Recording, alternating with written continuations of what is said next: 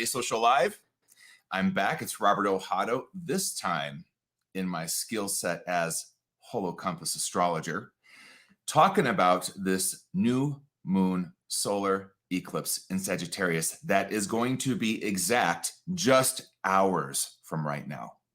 So it's kind of fun. I'm actually right on the pulse of it, right up into a few hours when it's going to happen. And these sorts of energetics do linger for a little bit. So everything I'm going to say, well, actually, it's going to linger into the whole next year in a lot of ways. But everything that I'm going to say is going to kind of, I don't know, cover your whole weekend or your next week as well. So what synchronistic message of holism does this new moon solar eclipse in Sagittarius have for you? What is going on in the collective energetics and energy field? And what does this show us about that? What does this eclipse show us about that? How can you transform the fate of 2021, because we're winding down the year now, it's December 2021, into some new destiny in 2022? I think that this lunation says a lot about that. And what new transformative mandates or celestial instructions are the heavens reflecting back to us about our new potential and how to get there? We're going to go into it and then some. I've got so many angles to cover. So buckle in, get ready. I'm going to just take a minute and give everyone a little bit of a shout out. If you're here, say hi. Let me know where you are. This is a social live after all. I do see Carolyn Willman in the house, and I'm very grateful for that. Thank you, Carolyn. She is my assistant. We've got Cheryl May. I see Cheryl May. I see Linda Carroll. Very cool. Tiff Johnson. Nice to see you. And so we're streaming live to YouTube and also Facebook. Let me begin this, and I'm going to check in. And hey, Pam Cruz, I'm going to check in with you all and do some more shout outs later, and also a little Q&A at the end, like I tend to anyway. I have to kind of begin by always doing this, actually, because I think so many of us carry our own associations with astrology and what it means to us. And I have to be clear that it may not be exactly where I'm coming from when I speak about astrology. What I learned in my work as an intuitive, and I had two skill sets going on at the same time. One, having studied astrology and having just an innate affinity for it and skill for it right away, because I have a very holographic and symbolic mind. So it was just immediately a great tool for me. But also just being intuitive. So there's two skill sets. There's one that's about archetypal architecture, the energy of cycles, archetypal nature of cycles. That would be astrology. And then there's just understanding the specifics of a soul in that architecture. So if I were to look at your birth chart, it's not just, that something that defines you. It represents a sacred soul contract that you're working with this lifetime. That's one level. But two, it represents the energetics that were going on in the matrix of Earth when you were born, the kind of psychic structures archetypally that were in play. It represents the energy of history and its march forward. It represents an imprint into your own energetics, a blueprint of your patterns, of what you're destined to become through a particular pattern, and what you're bringing in on a soul level through a particular pattern. I just named the sun and the moon. It says that. And so what it comes down to, though, is I could be looking at, a chart of a child that's 10 years old. Or I could also, it's possible that I could look at that same chart and it would also be the chart of a dog. This is where intuition matters. And that's what I'm trying to highlight here, is that while it's the same exact chart, they're born at the same exact time and place, same date, the soul consciousness, and also in this case, species that chart speaks to or covers matters. So I learned this most when I was doing readings on twins and using birth charts and realizing I used to do, intuitive readings for mothers, and I would take on this kind of task of helping the mother understand the destiny, fate and destiny of her child and how she could best support that, and the soul agreements with everybody. And what I learned going into that is that I could look at the same chart and there were two different souls doing two different things with that structure, based on one could say levels of consciousness, and that's true, but let's just not even try to get hierarchical here, just based on differences in consciousness. So that said, I'm bringing you into my way of looking at what astrology as an intuitive tool is, and it isn't something that defines us. Rather, it's something that helps reveal us. Now, in my work, what I've learned for sure is that there is a sort of clock-like structure to the energetics, archetypal energetics of planet Earth. When I look at astrology cycles in someone's birth chart or their contract, soul contract, it is like a clock. It is that accurate, it really is. But you have to understand the consciousness in play that's in those cycles and the potential of that consciousness to work within those cycles in a variety of ways. What I learned earlier on was that the person that was most unconscious was the person that was easiest to predict the future for, because their patterns were just on autopilot. You could see exactly where they were going to go. There would be no conscious X factor intervention. They were just going to keep going with those patterns. But the person that was working with a certain kind of awakening or awareness or conscious engagement with their patterns or the patterns of fate and destiny in the world, now that person, there's a lot more fluidity in their future. So let's import what I just said to this eclipse. Because on one hand, we have to get on the bottom line of what it shows us from the point of view of, hey, we are looking at the energetic patterns in play in our cultures, our societies, in the world, and yes, in ourselves. But we interbe. This is all that we're looking at, something that is truly holographic. Ergo, why I call this holocompass astrology. We're looking at so many factors and the X factor of consciousness, that is you, that is me, that is our soul. And then how much of an X factor are we talking here? Because when we go holographic into the field, the whole field we're part of, we start to realize the baseline level of consciousness of society and perhaps of culture, of our countries, of our political parties, go down the line. And you start to realize that there's not a lot of X factor there. It's kind of a little easier to see exactly where the karma is headed. So this moment is a crossroads of sorts, because what new moons generally, without even being an eclipse, offer is this journey into the unknown. I want you to get an image of what a new moon is. You don't even see it. It's completely eclipsed.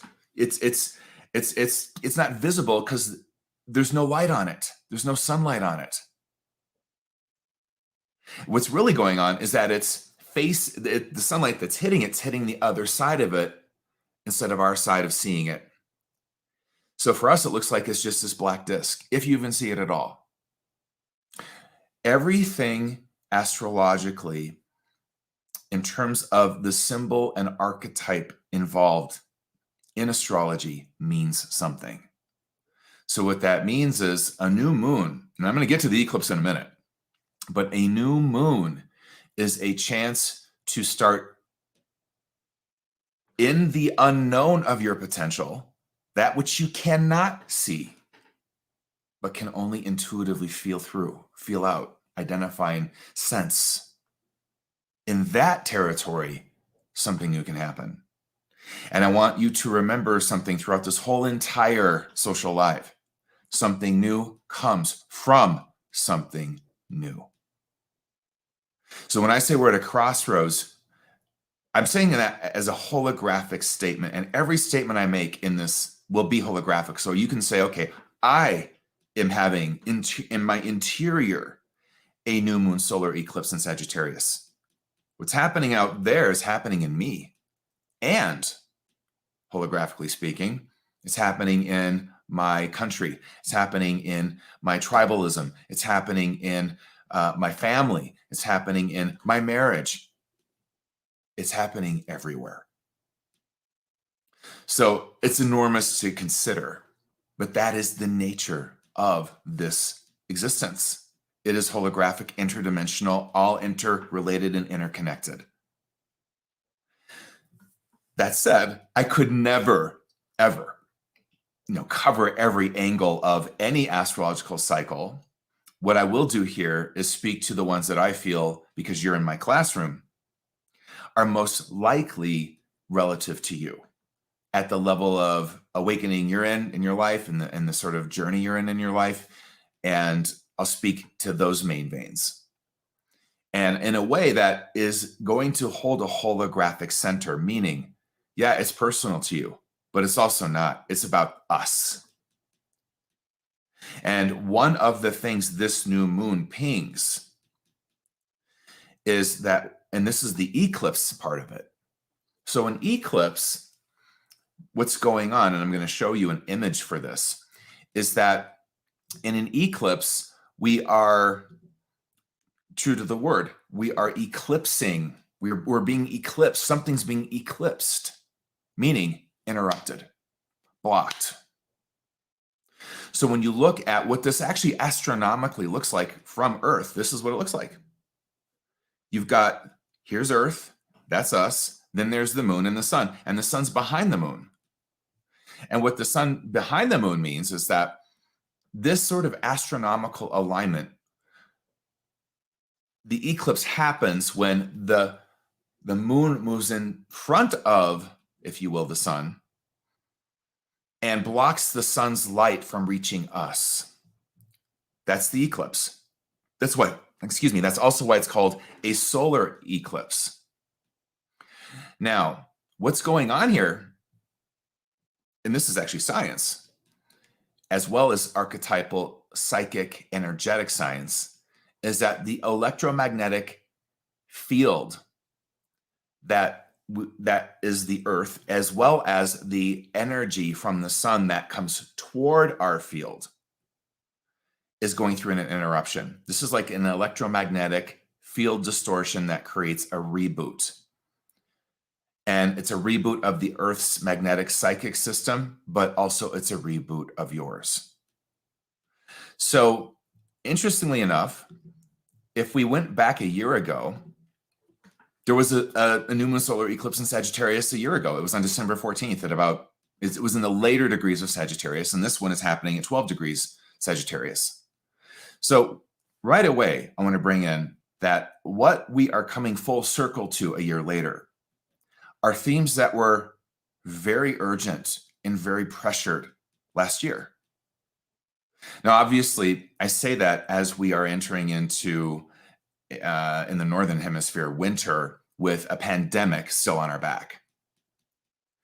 And I could go into, in depth, all the symbolic coding and meaning of this pandemic we're in with COVID-19. I've already done that. There's a 16-hour online thing I did when it first broke out.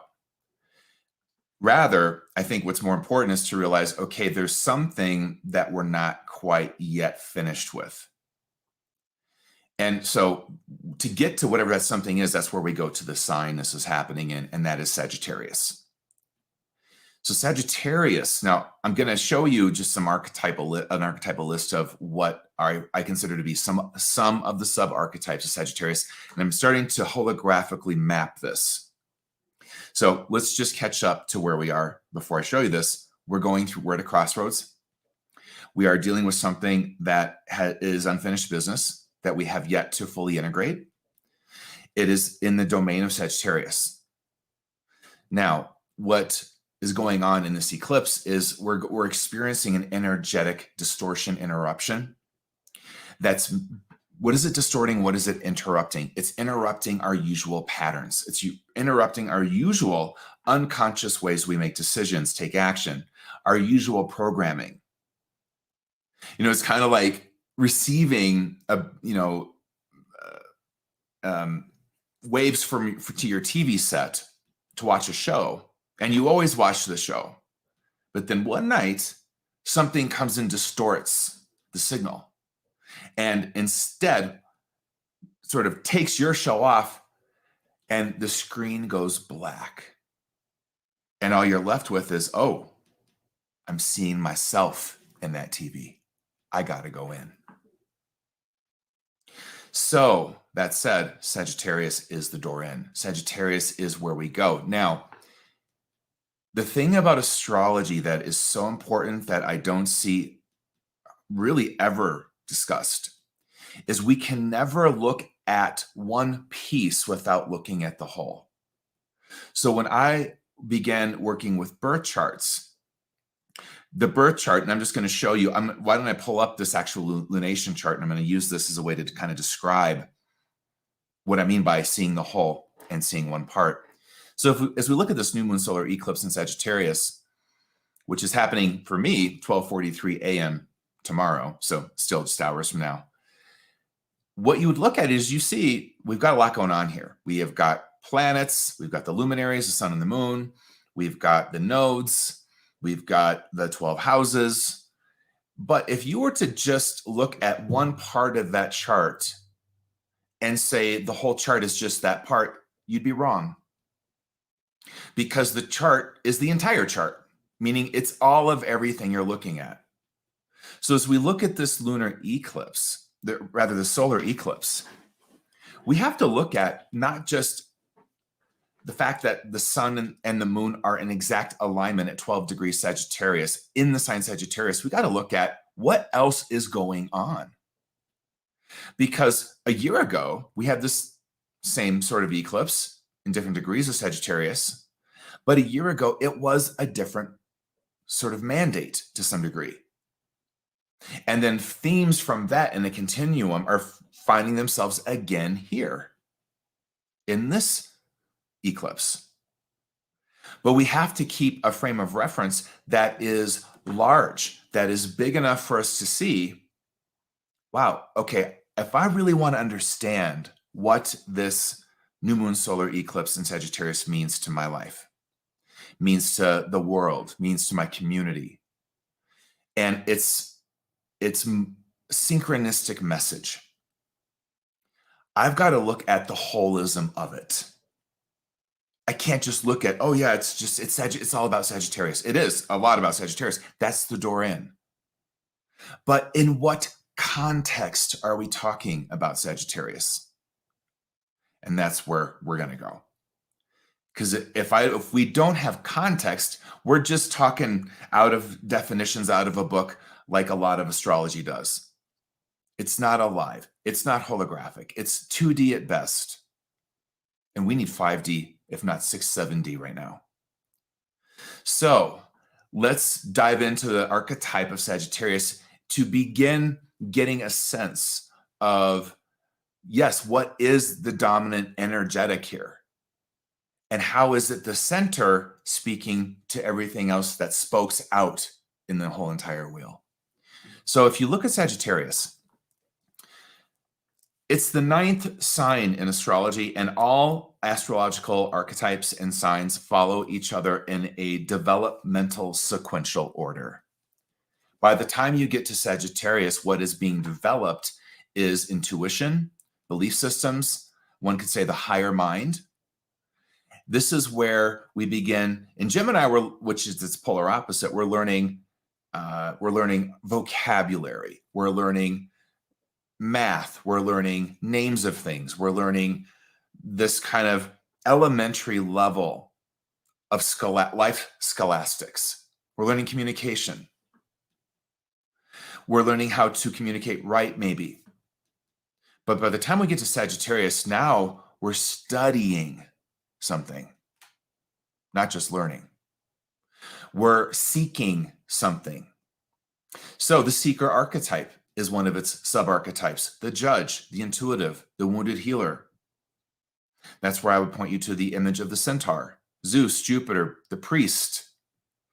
Because in Sagittarius, we're starting to reach for, as a seeker does, a bigger world view, a bigger sense of meaning in the world. And here's the key, a bigger understanding of truth. What is true? How do we know? Now, I could go on and down that list, but I'm going to stop on truth, because here's the thing. That's exactly the unfinished business hanging in the atmosphere. And it's exactly, I think, the most urgent message of the eclipse. So whether it's in your life personally, you're struggling with what's true, what's untrue, I think we can all look around, right? Culture, society, the internet, social media, and realize we're in a truth crisis. Now, when you look at the actual chart of this eclipse, you've got not just the sun and moon together in Sagittarius, what they are doing, and I'm going to put the chart back up. If you know astrology, you'll know what I'm talking about. If you don't worry. I'm going to tell you what it means shortly. But if you look at this, you'd see, okay, we've got the sun, the moon, and Mercury all together here. And there's something about we need to reshape what truth means and how we think about it, Mercury. Furthermore, you have Uranus in Taurus in a square to Saturn in Aquarius. You've got Venus conjunct Pluto in Capricorn. And you've got Neptune still moving in through its sojourn of Pisces, and Jupiter in the later degrees of Aquarius getting ready to head into Pisces.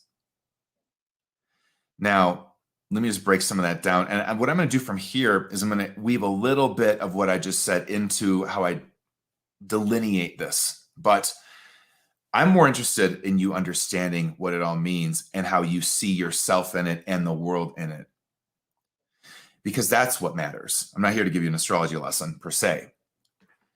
When you have Saturn in Aquarius, which has been very much about, and Jupiter as well, and we had the great conjunction around this time last year where they both were in the sky together. I don't know if you got a chance to see that. But that energetic is still here. It's going to keep going until Saturn, I sense, leaves Aquarius in about a year and a half. But Saturn in Aquarius is, I think, where I want to anchor a lot of what this moon's about, this eclipse, because Saturn in Aquarius has basically brought us to a karmic kind of reckoning around our inability. And this is Aquarian. This is what the Aquarian archetype is about, our inability to live within one world consciousness, meaning we live on a globe together with an interconnected atmosphere, an interconnected economy, an interconnected climate now. So what one country does, all the countries will feel on some level. And here's the bigger truth. It's always been one world. We just weren't conscious of it. The last 200 years on this planet have ushered in a whole new awareness, most notably through the internet. And it's, I feel, really pinged our almost, it's created a new psychic nervous system that can pour energetics into your system without you even understanding how it got there. It's like we've all plugged into this through the internet and are neurologically being reshaped in ways that we're not caught up to yet. So the mandate of Saturn in Aquarius, this kind of cycle, is a primer for a general archetypal shift into the age of Aquarius, which at its base is one world consciousness. Now, one world consciousness does not mean that we don't have separate national identities or countries or, a sense of who we are, or, a sense of different tribes. It doesn't mean that. What it does mean is that we act like we all affect each other, because we do. And we come up with a way to be in the world that creates some sense of functionality, holism, and health in that truth. Hey, you're part. We're all interacting and interconnecting here, and everyone affects each other. Now, what do you think the main, perhaps, lesson of COVID-19 has probably been? Exactly that. If one country breaks out in a virus now, we're all going to get it. It's just a matter of time. Now, how do you want to create policy, create response teams, create health mandates? How are you going to do this? How are you going to roll at every level of who you are, not just health, that everything you do affects the other? And it's messy business figuring this out, clearly. But one of the things, and this is the new moon solar eclipse, one of the things that is crucial if we have a shot is we have to start coming together into a collectively agreed sense of truth. If we cannot do that, we're done. I hope you really get that. If we cannot agree as a world that there's something called gravity, then how the hell are we going to create aircraft and rockets or anything else that we would use to defy that gravity? What I just said is so massive and reverberating through all of us in the world right now. I want you to consider if there is anything here. Is there anywhere that you see us in the world right now agreeing to one collective true perception about reality? In an age when we can self-select truths and news feeds and information that perhaps our wounded ego wants, not our soul, or that perhaps our political tribalism wants and not our soul. Do you think your soul's Democrat or Republican? Really? No. And yet we're seeing the damage done when we de-soul ourselves in favor of a tribal truth versus universal truth. And that brings me into a schemata of truth for you to explore. Because if we're going to talk about what is true, well, now we debate that all the time. And we tribe up into truth tribes. And as if there wasn't an objective, universal level of truth, we could all go, wait, but above all else, these are the truths. No, we debate that now. We didn't always do that. Not this way. So the crossroads you're at, I'm at, we're all at, is are we going to actually take a minute and go, wait a minute, this is not a soulful, direct relationship with the nature of truth. Now, let me give you a little breakdown real quick. I teach this a lot in a lot of my courses of how I see truth, because truth has a lot of levels to it. So there is, in fact, absolutely universal truth. And that would just simply mean it's true for everyone, everywhere, no matter who you are. So I'm going to keep this more planetary. I'm going to say, all right, what are the universal truths of planet Earth? Well, we're revolving around a sun. We have a moon that revolves around us. We have day and night. We have fill in other truths that are universal for this planet.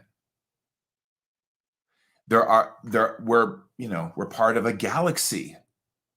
There's no one that's not true for. No one. And yeah, sorry, the Earth is round. There's another truth for it. And so this is where I'd put that truth there. And then I'm speaking more in just self-evident truth.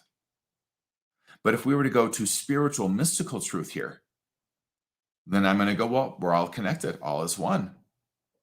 And you might go, yeah, totally.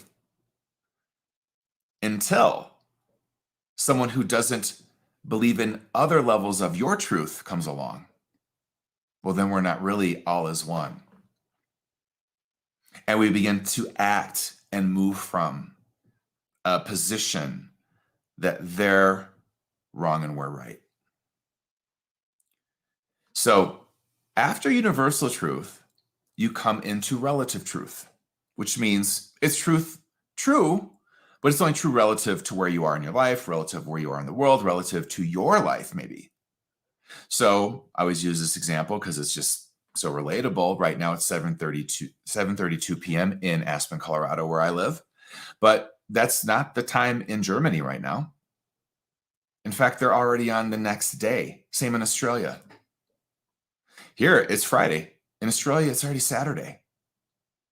Now, am I going to go to war with Australia because it's Friday? And they say, no, it's Saturday. It sounds ridiculous, but you know what? That's exactly what we do. It's exactly what we do. We take relative truth and we go to war over it. So I want you to evaluate in your own life and in yourself what is true. What would you consider your universal truths to be, or universal truth to be? What are your relative truths? Now, we're not done with it. There's 2 other levels here of truth. And the next one is personal truth. And personal truth can include universal and relative truth. But personal truth just means it's true just for you. That's it. Not true for everyone else, just you. Now, how do you know what's true for you? And what does that even mean? And this is where it gets tricky, because personal space, we get into subjectivity, we get into our psychological defenses, we get into a lot of our shadow patterns, we get into a lot of things here that manage our truths. And then after a while, you start to realize maybe they're managing our lies. Yeah, maybe. So one of the things that I think this new moon solar eclipse offers is an opportunity to realize, if you want to start something new in your life that's based in truth, well, you might want to take a look at your backside and ask, well, where am I living from lies that I have adapted as true, but you know what? They're not. Now, in personal truth, let me add this thread. Personal truth, in personal truth, things can evolve. So what was true for me when I was 20 years old is not perhaps what I would say is true for me at 49. You know, what was true for me yesterday may not be true for me today. This level of truth should to some degree, and I mean should meaning in a healthy, self-connecting way, it should be fluid. But we live in, and it's always been this way to some degree. I mean, this is where we look at religious truths, where people would take relative and personal truths and their gods and then go to some other indigenous society or other community and say, no, this is the one true God. This is the truth. Well, it might be true for you. But you know what? The earth being created in 7 days just ain't true for me, because I'm a scientist and someone that's working with dinosaur artifacts. So I'm sorry, I know. Oh, it's true for you too that what Adam just gave up a rib for Eve, and God saw Adam was bored and just said, hey, I'm going to make you a woman out of your rib. That's your truth? Okay, not mine. Oh, it's true for you that gays go to hell? Not mine. I'm gay. So bye. You know, it's where you start to feel this is, if you want to look at some of the ills of the world, that's why this eclipse, it's massive. And I think what it's offering is a pulse point, as eclipses do. They're like, I always consider them to be like a moment where we get this cosmic acupuncture needle into some block. And usually when you feel that, you know, if you've ever had acupuncture, you go, ooh, it kind of hurts. And then all of a sudden you just feel the chi flow. But it's that moment of like kind of going, ooh, I gotta look at the block, because I'm at a crossroads. I'm at a crossroads to start something new. And I would say the primary block, once again, this could play out in many different ways in all of your lives, but the primary block I think is true for all of us, near as I can tell, is we have a very challenged relationship with truth in our world right now. We cannot come together and agree on one truth. And that is, in fact, the celestial instruction. That is, in fact, the most important thing, perhaps, for our next journey together as one world. So if we can't come together and agree that we are instruments of climate change, that we are doing things that are causing this climate to change, if we can't come to a shared collective truth on that, how in the hell are we ever going to shift it? You can never change something you won't accept and look at. Ever. It doesn't work that way. That goes against the laws of the human psyche. It goes against the laws of alchemy. So truth. Oof. So you're going to go in your personal truths and go, all right, what have I held as a personal truth and projected as universal? And it's not. It's relative to you. It's not necessarily true for everybody.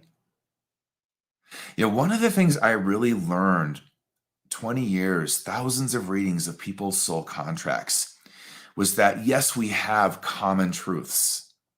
I'd see them in people's journeys of destiny.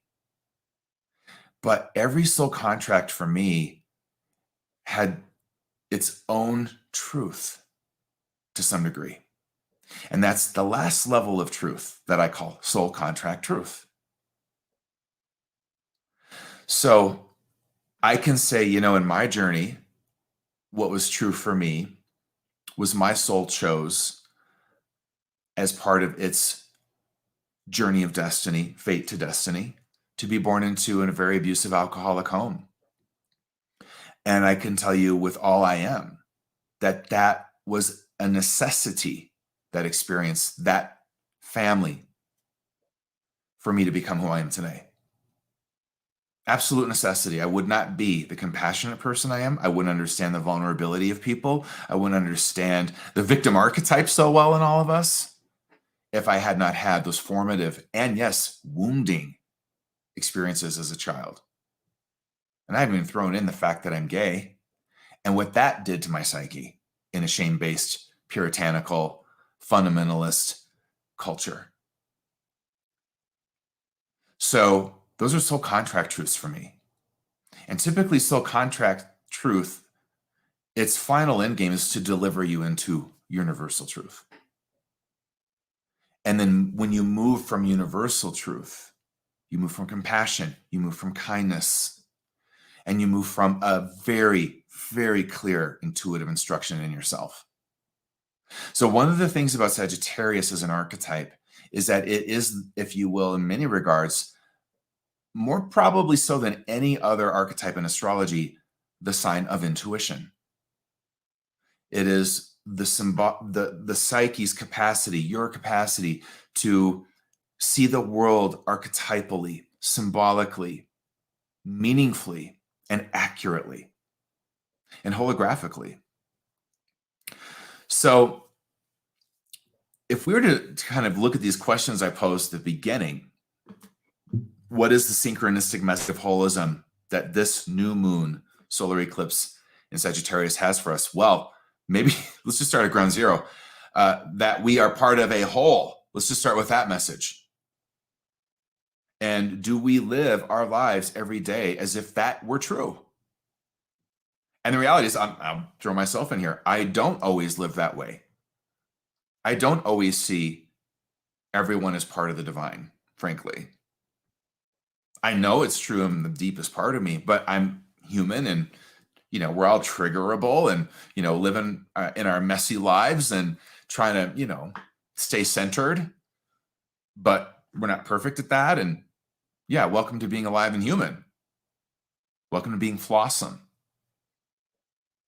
So yeah, you know, what is the message? Well, we need to continue, I think, cultivating holism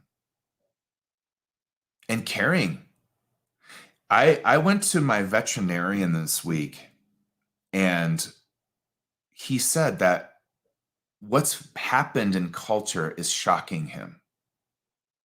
That people have become so entitled, so rude, so tribal, so willing to say anything out of their anger, out of their entitlement, out of their toxic tribalism, no matter who you are, that he has begun to say to clients, look, you can go find another veterinarian.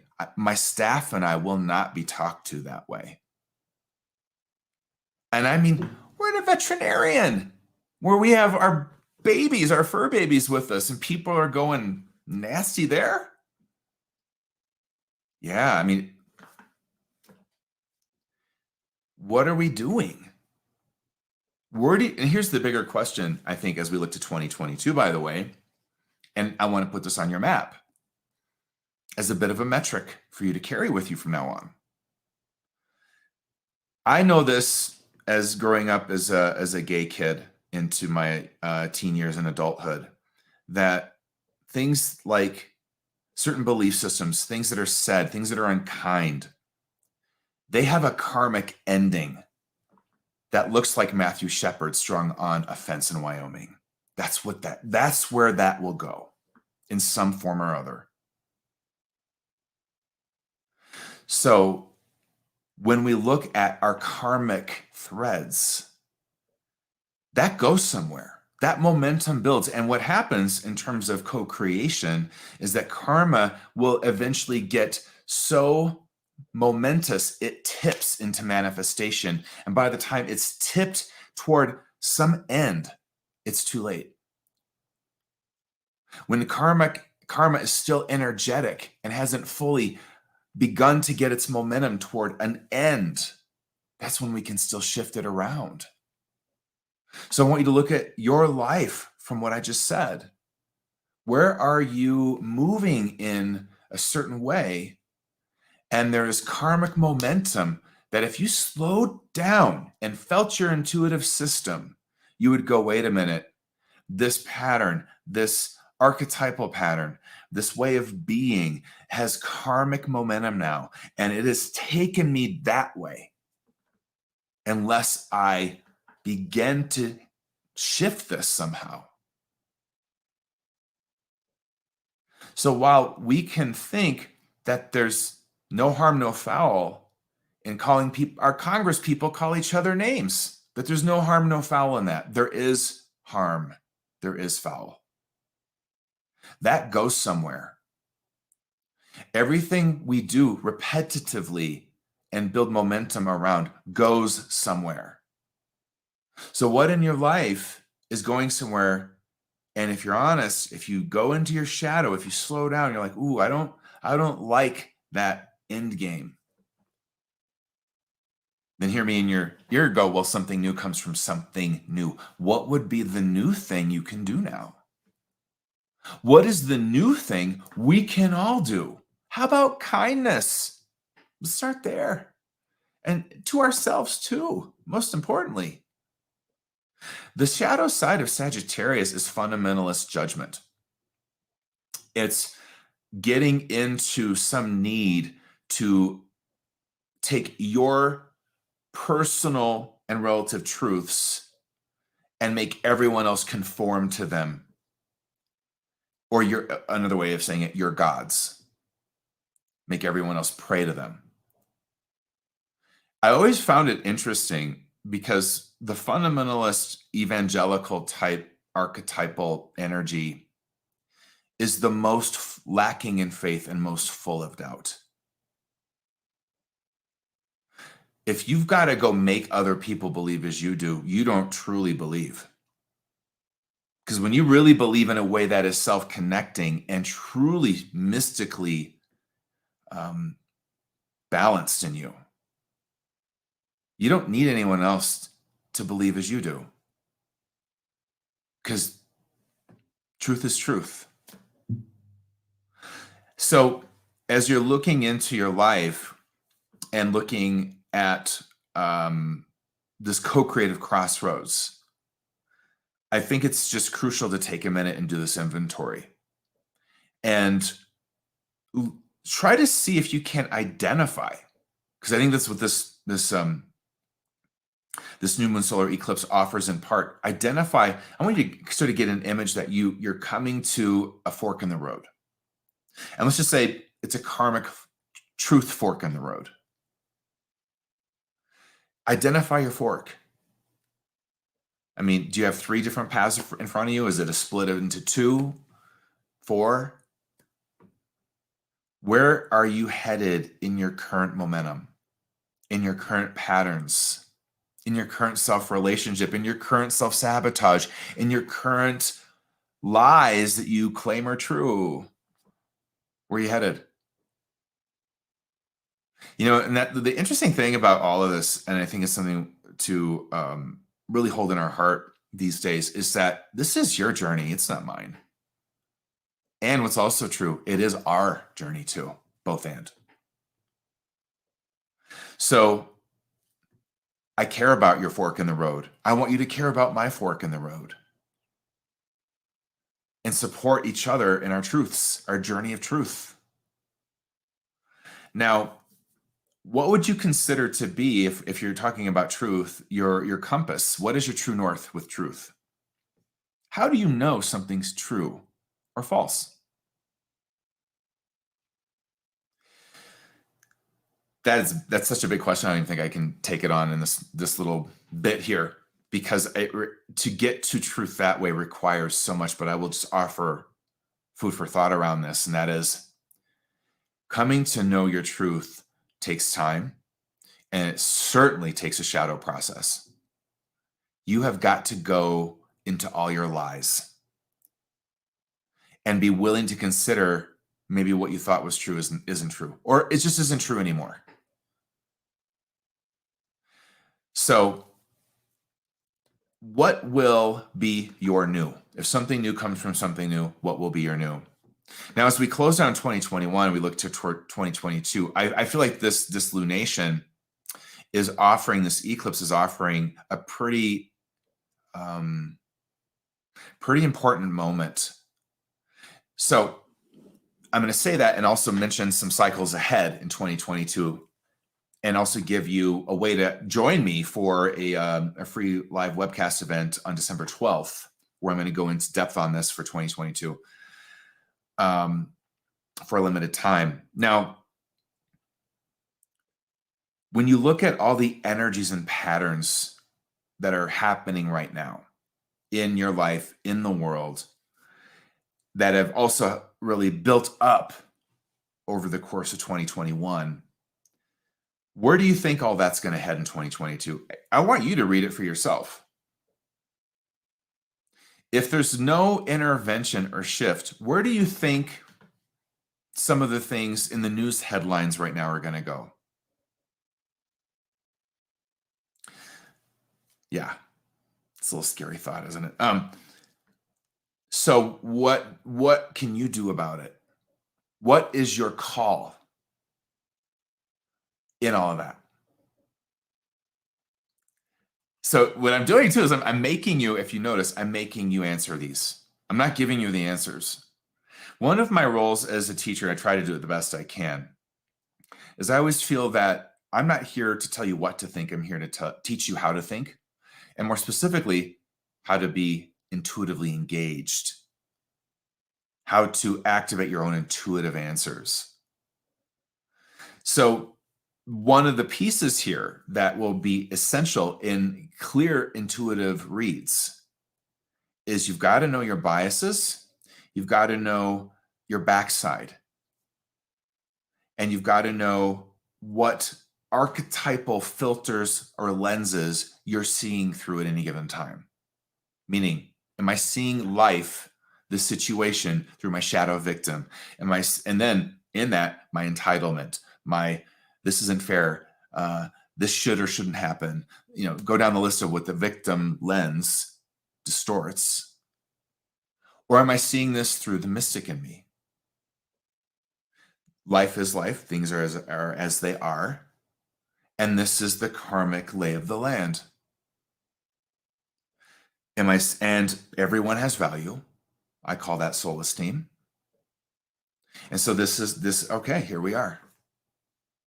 What's my unique gift, skill that I can, or medicine that I can offer here to bring holism into view, holism online? One of the metrics you'll always want to reference is just that. Am I offering medicine that helps us all see how we are, in fact, interconnected? Or am I offering something instead that reinforces the illusions of separation, of difference, and division? And I don't mean to say that we don't have differences, we do.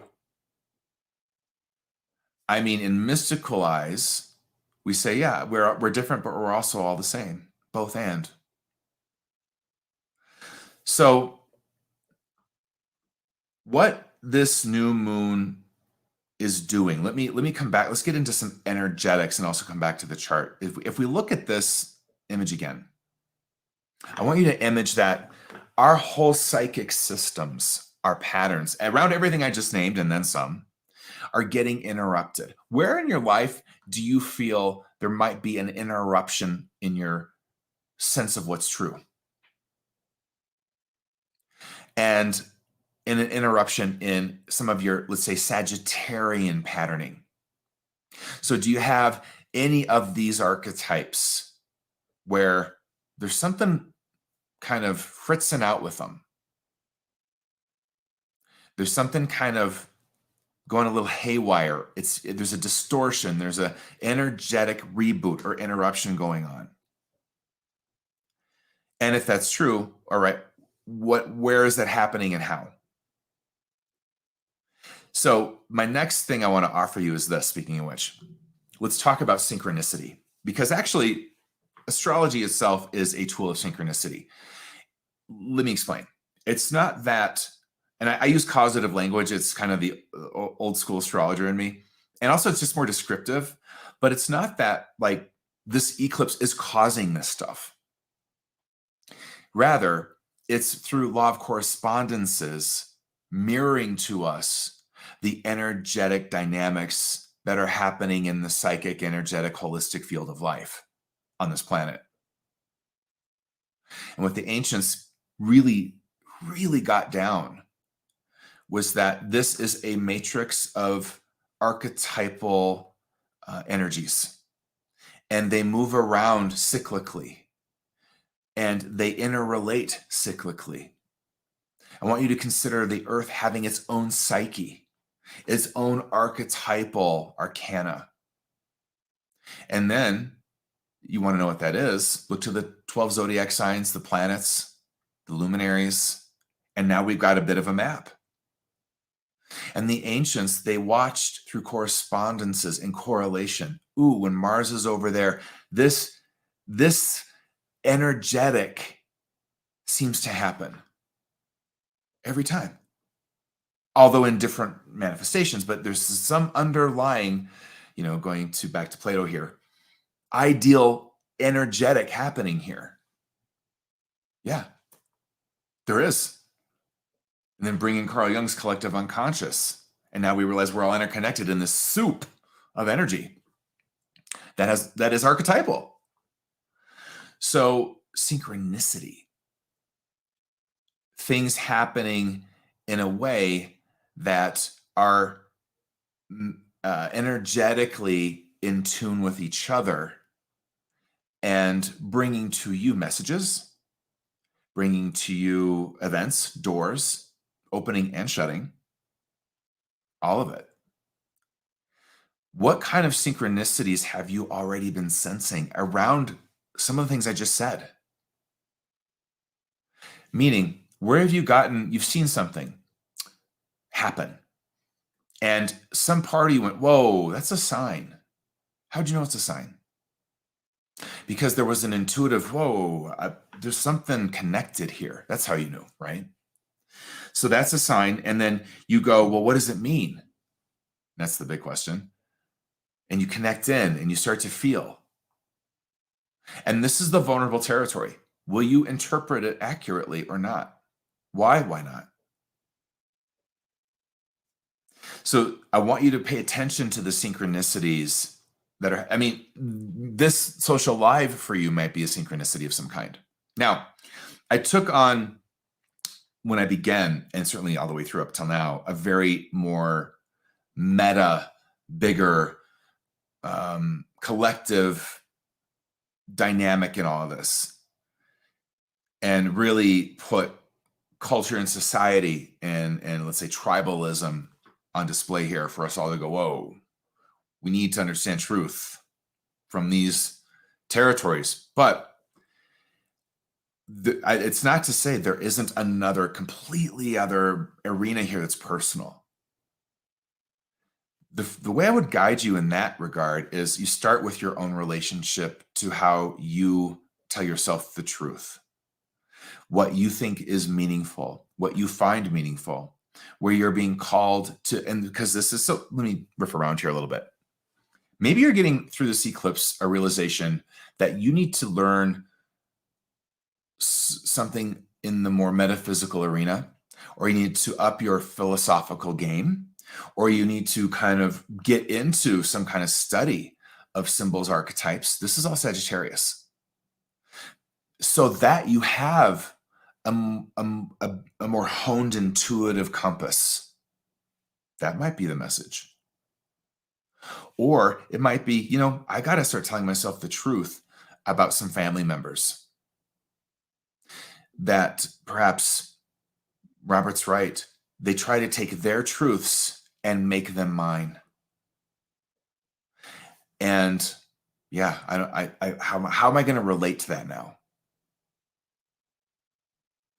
Am I taking my truths and then making them everyone else's? And where won't I join in a collective social sense of truth around something, even if it's a scientific truth?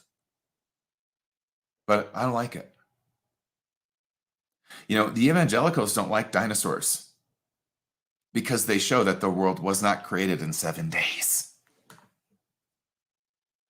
So is there something you don't like that's out there?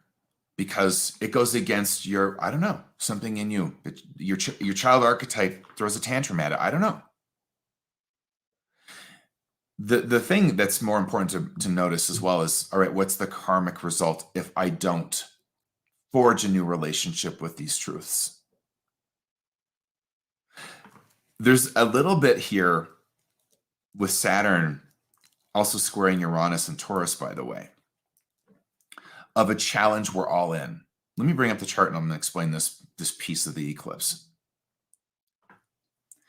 Saturn has been squaring Uranus and Taurus for quite some time, and I just want to give you my sense about it.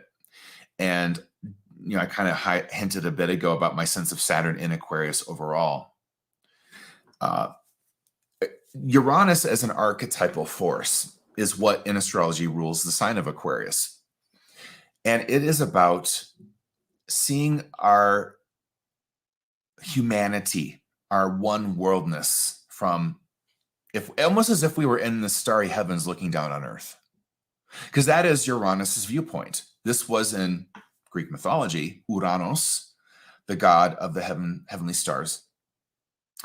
And from that perspective, we really are one world. So in the Uranian archetype is this philosophical perspective that we are one. In Neptune, it's a mystical feeling of it.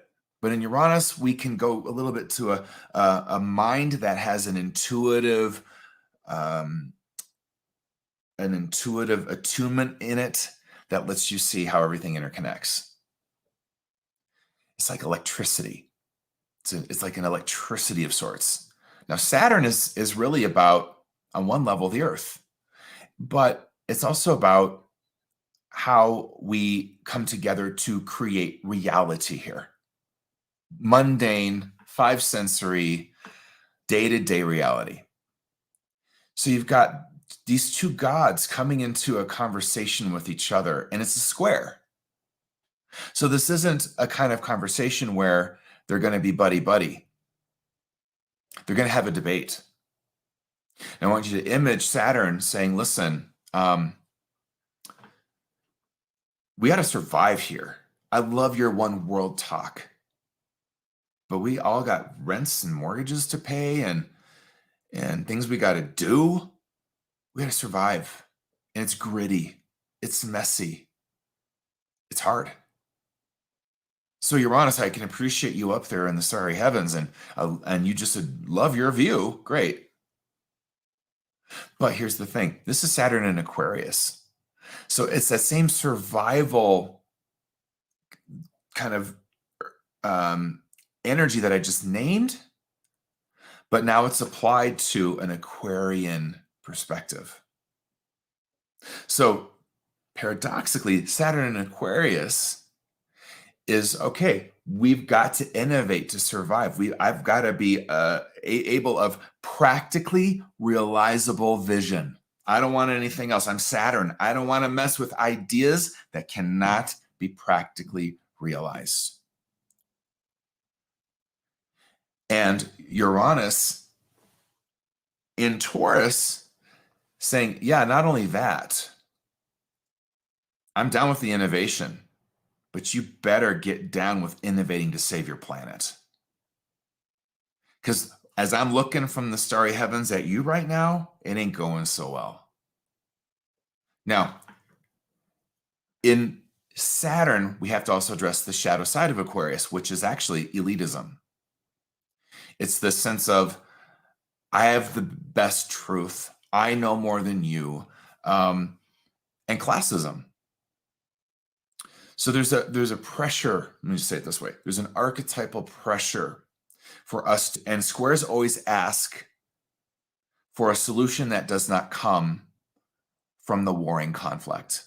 The warring conflict does not offer the solution. You have to go to, let's say, a third or higher, if you will, option.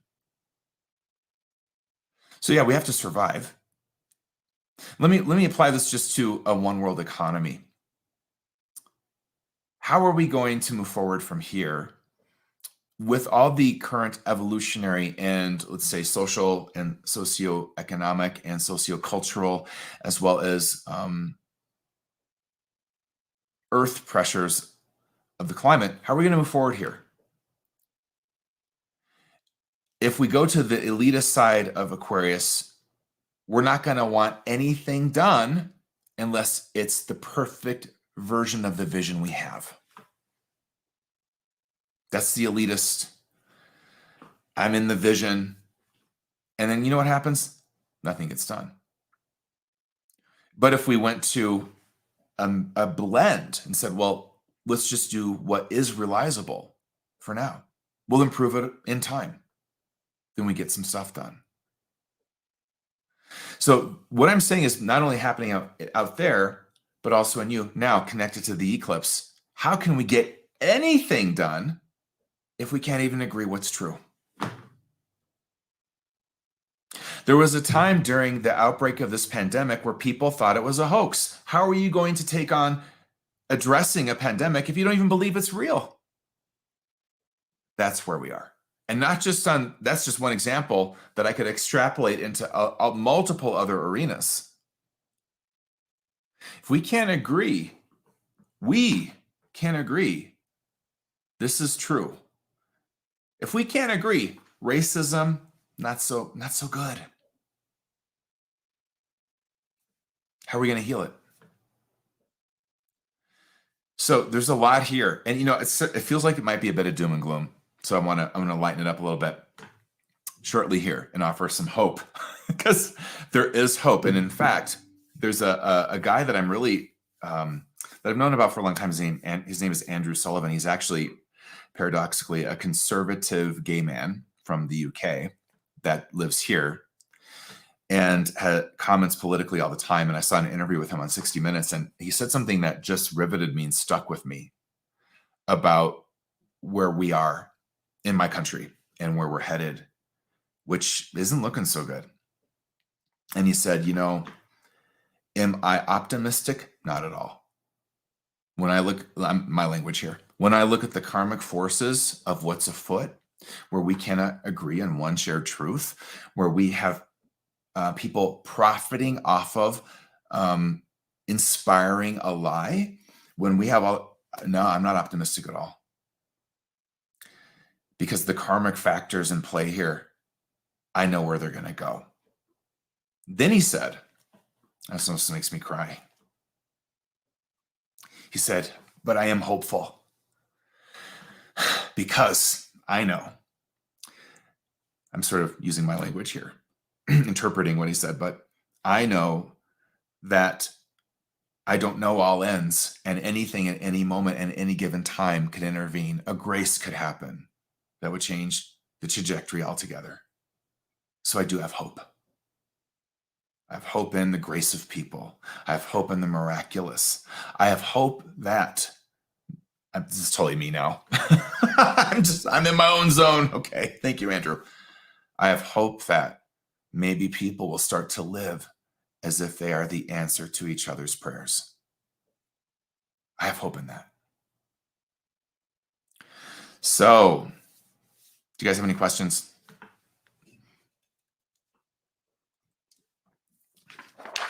If you have any questions, go ahead and put them in the comments section.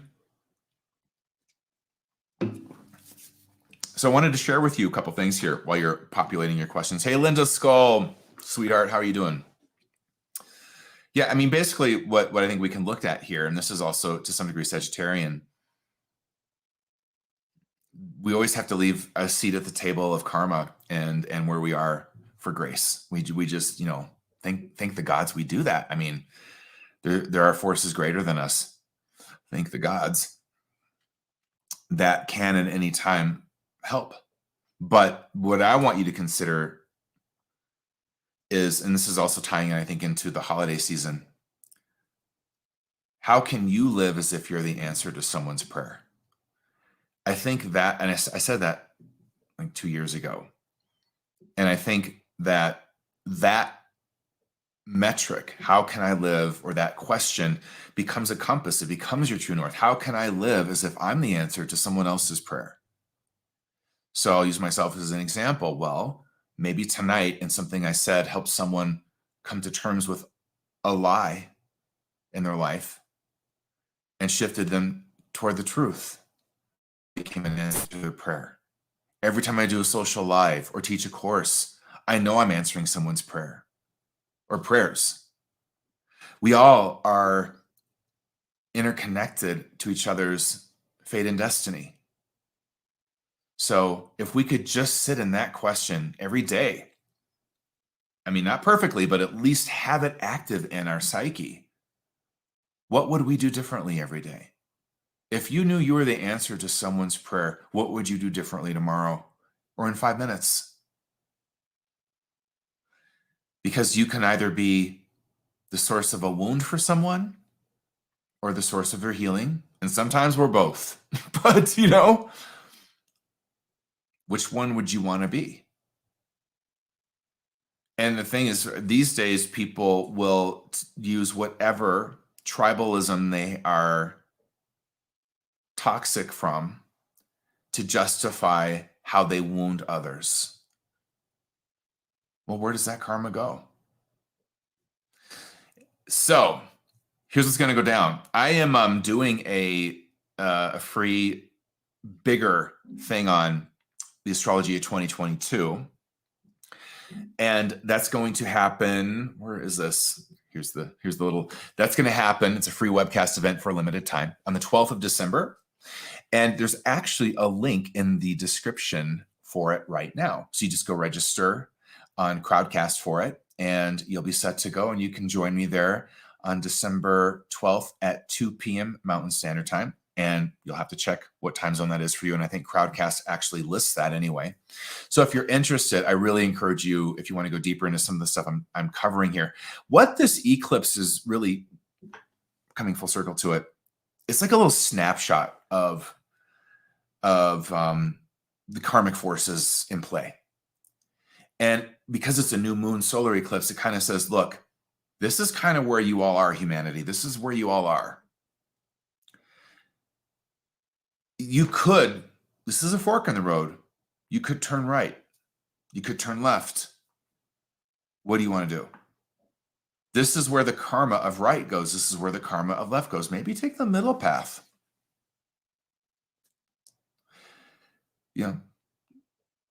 Take the path of balance, truth, the path of truth. So anyway, and I wanted to mention as well, so this is, my work with the Holocaust Astrology and kind of how I work with it. I do this actually exclusively now inside my premium membership, which is now open until December 29th. And not only will you get access to all the holocompass astrology that I do in there, which is going to be a lot in depth. Like I'm going to do a deep thing on the Venus retrograde in Capricorn that's coming up and starts on the 19th of December. But you'll also get access to something like this course I already taught, which is on the luminaries, understanding the astrological sun and moon. And this masterclass that's going on right now, intentional synchronicity, that is exclusive to the membership. So you can find all this on my website right on the homepage. You'll see where you can go and sign up and learn more. And yeah, it's hours and hours of really cool stuff that really, really might interest you, especially if my work with astrology is really speaking to you. But let's get to some questions.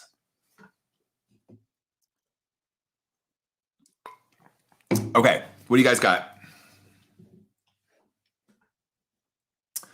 Let's see. Yeah, so the link is at the very, very bottom of the description section. I might move it up, once we're finished here, so it's a little easier to find. And also, just if you're on my newsletter list, that's always the best way to stay informed and get all that stuff sent to you. Do I have a shadow archetype list? I have taught many courses on shadow archetypes. So do I have a list ready to go on my website? I don't. Most of those lists are inside the courses. I would just encourage you. I mean, lists are really helpful, and I think they can help locate oneself a bit. But I would encourage you to possibly just feel into your patterns and give them a name. And then if it's a shadow archetype, this is how you'll know. Shadow archetypes move from a vampiric relationship to power. So their way of operating is to take power from someone, something, and there's a bit of a key. So if I were to say to you, that person's such a vampire, I just named an archetype in them, and it's true to the name vampire, a vampiric one, right? Or if I said that person's a full-blown bully, well, bully's a vampiric archetype as well, because it emasculates, beats up other people some way to take their power. I have to take power. I have to take power. I have to take power. Now, not all shadow archetypes do this per se. For example, one that perhaps doesn't quite operate that way is the perfectionist. It doesn't. It's not as overt. So if I'm a perfectionist, I mean, everything's got to be perfect. But what I'm really doing in the perfectionist pattern is I'm defending against the vulnerability of being abandoned for not being good enough. So I'm managing abandonment. And usually perfectionists do tend to disempower others because they're hypercritical of others as they are of themselves. But that's more of a side effect versus the vampire. That's the main vein, literally, right? So that might help you a little bit. Just find your own kind of relationship to shadow archetypes. And what I really got to say this, everybody. I mean, this kind of became a bit of a dark dive. I mean, but we have to start becoming adept at looking at the dark with a lot of space to see it, and without it making ourselves wrong when we do see it, both in ourselves and in the world. And that's harder, I think. Actually, it's probably hard equally, but it's harder for me maybe to see the dark in the world going on and not want to make it wrong. Because I have a very strong advocate in me that wants to draw a sword. And so that for, probably comes from my soul for one, but also from being bullied as a kid for being gay and being the person that would stand up to other people that were being bullied, even though I was going to get, the crap kicked out of me for doing that. That came in with me on a soul level. I have a bit of I'm a love rebel. So shadow archetypes, though, they need the most love. They're typically these survival adaptations that our subconscious recruited to manage our safety, security, esteem, and survival, and also abandonment fear. So when we're younger, they might have saved our lives. I have to even say, and it sounds weird to say this, but I'll say it because it's radical and true. when I think back to, it hits me in the heart. When I think back to the bullies that bullied me as a kid, a lot of them had really awful fathers that bullied them. So I think their bullying me was just a way to try to survive the way they were getting gutted at home by their own fathers. When you start to take that compassionate, mystical look at people, oof, it makes you cry. And it can really change the impulse to judge. Now, I am also, as a love rebel, very, very much of the mindset that we should hold folks accountable for their karma. So if you bully someone, that there's a karmic consequence to that you're accountable to.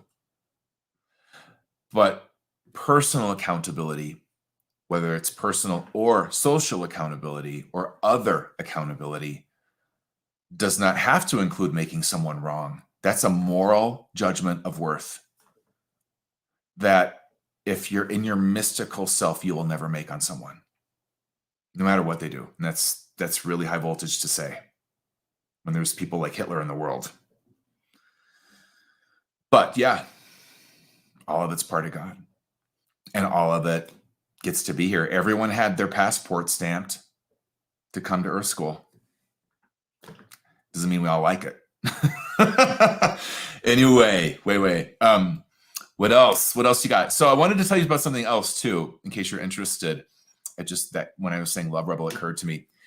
I taught a masterclass, and I'm going to do a little another social live on survival strategies for the empathic soul during the holiday. That's going to be next week. But I taught a masterclass called the Empathic Soul and Love Rebel. The doors for that are actually open. This is the class. And it is a 25-hour masterclass for anyone who struggles with empathic overload, overwhelm, sensitivity, or that maybe self-identifies as an empath. Now, I go into the course and tell you why that's actually not useful to do, but I understand why we do that, because it's the language and kind of lexicon we have to kind of understand that. That's open right now at 40% off for the holidays. So if you want to go grab that, it will close at the end of the month for a year. So it's only open for a little bit longer. This month's going to fly by, but I would really recommend you check that out. And that's something I'll talk more about, on another social live for those of you who are interested. But I know we had a pretty big waiting list for people wanting to get in there, just so you are aware it is open. Any other questions? I'm liking your questions. Yesenia, thank you. I appreciate your compliment on the course. I appreciate that. Okay, so if you asked a question and I didn't see it, please feel free to write it again. I'm going to get to my closing thoughts on this eclipse and maybe mention a few other things. Yuri, can soul contracts from YouTube? Can soul contracts be revoked if life feels so hard that the ego self feels suicidal and can't handle the life challenges anymore? First of all, Yuri, if this is you, sweetheart, get some clinical professional help, please.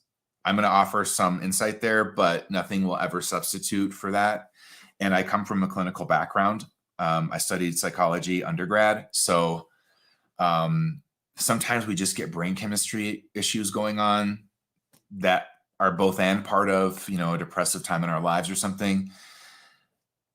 So I'm going to speak to this from a few different points of view, but I have to say that first. And I'll say it for a few reasons. And this is for everybody, especially when it comes to things like mental health or psychological health or wellness or psychospiritual health or wellness. You really don't heal these things on your own, no matter what your challenge is. If you were in the dark night of the ego, as I've called it for the last 10 years in my work, and have modeled a whole body of work around this, if you're in that kind of dark night of the ego, which is when your identity or your sense of self is going through a death, some part of who you thought you were or are is supposed to go through a death. It's a very depressing, dark cycle. And it can sort of feel like, in some ways, you're kind of disincarnating. I'm just like, why am I even bothering? I mean, who the F am I anyway? Well, do I matter? Does anyone care? I mean, in the dark night of the ego, a lot of times those are some of the things that will generate in you those questions, those dark thoughts. But even then, this is my point, which I would consider that to be a psycho-mystical process, you still need help. You still need a spiritual director to guide you through that and help you source the incoming new you while helping you deactivate the old you that's scheduled to deactivate and move to the side. You still need help. I did not get through life or get anywhere in my life without help. So we need each other. And the irony is that I sense COVID-19 came to teach us that, and we're just not getting it. Instead, we've tribed up around a virus. I can't even imagine if the gay community had done the same thing with HIV when it first hit that the world did with COVID. None of us would have made it.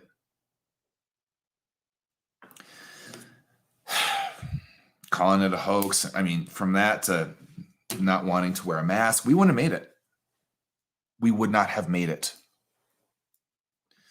So I'm just saying from the battlefield, and I grew up during the HIV AIDS era. So food for thought there. But Yuri, no, let me say it this way. No, you don't get to revoke a soul contract. And let me just as an aside offer a little perspective. Changing one's soul contract is not something that can even be done with the ego mind. Forget it, it won't happen. Can a soul contract be changed? Yes, actually, there is an arena where that's possible, but it's not with victim consciousness in us. It's not done through some sort of entitlement or some sense of I don't like it. That's exactly where it's not done. So I'm just going to send you lots of love, Yuri, and I hope that helped. But reach out. Thank you for asking the question. I just want to give you a big hug. Okay, so next question. How do we deactivate Anastasia? How do we deactivate an archetype and source a new archetype? Well, Anastasia, that's way too big of a question for this Q&A. In fact, I have whole courses on that. So I'm gonna let that. I hope you'll pick up something for the holidays that does answer that. Cooper's friend on YouTube. Hey, Cooper's friend, is there an apathy archetype, or is it simply a characteristic of the victim or another archetype? I don't understand how so many seem to ignore or fail to act when someone is in distress. Ooh, that's a really nice question. I mean, nice meaning, deep. And I like depth. Cooper's friend, someone can be apathetic. I'm not so sure I would say that's an archetype, rather a facet or expression of an archetype. Because apathy tends to be a state of being that's more transient. Archetypes are patterns that hang around and that you actually have identity around. While someone can constellate an identity around being a victim, I don't know anyone that constellates identities around being apathetic. That said, I think that this is a challenge I think that we're in. We don't want to take the risk of caring. It's incredible when you think of how we don't care for each other. It's really stunning. In caring for someone, there's a deep vulnerability that's activated. And I think a lot of people can't afford it. In a society, culture, and internet culture where people say the things they do to each other now, like my veterinarian was saying, I think we all just perhaps feel like I can't risk getting, butchered by the next person on Twitter or the next person on YouTube or Facebook coming for me. And so I think that might be an element of what's happening. I think that to care also about somebody makes you come face to face with your own vulnerability. So I know that I've heard from, I've had some friends die of cancer. And when they were in the kind of ending phases of cancer toward the end of their life, you would think people would want to move in and be there, right? But actually the opposite tended to be true. People wanted to get away from death, away from the vulnerability of sickness, away from, my friends. And that might be part of it. I can't care, because then I got to look at my own fragility. I got to look at my own fears. I got to look at my own insecurity. I think there's a lot more possible to that, and it could be a mix of a lot of that and things I'm not even naming right now. But I feel you. I hear what you're saying about that, and it is I think it's part of this eclipse. Part of coming together in a shared sense of truth is also part of coming together to care about each other. Okay, Gail Jude. Robert, would you say being forced into an uncomfortable archetypal role by circumstances, caretaker with elderly parent, can bring out shadow elements in one's psyche? Yes, I think that's definitely true. Gail, I would, if it helps, approach that from the point of view of sometimes in life we meet noble adversaries. We meet people, or even a circumstance can feel like a noble adversary. It's a teacher. It's a teacher that forces us to dig real deep, get real uncomfortable, and really cultivate a new circumference of compassion. When you think of compassion, it's a word that's thrown around a lot, but I don't think we understand how we arrive at greater compassion a lot of the time. I always say what compassion is, it's the circumference in which you'll allow things to be okay. So outside of your circumference of compassion, that circle around you, if you will, everything outside of that's not okay. It doesn't get to be okay.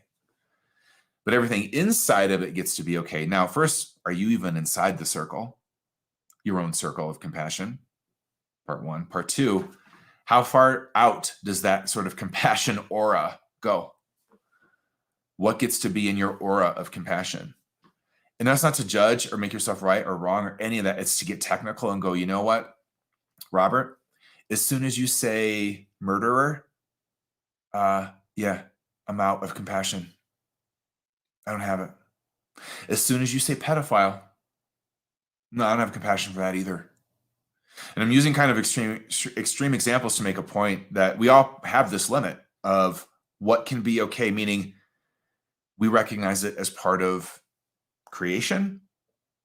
It's here in our experience. So I don't know, we're going to act like it's unacceptable. What's already here?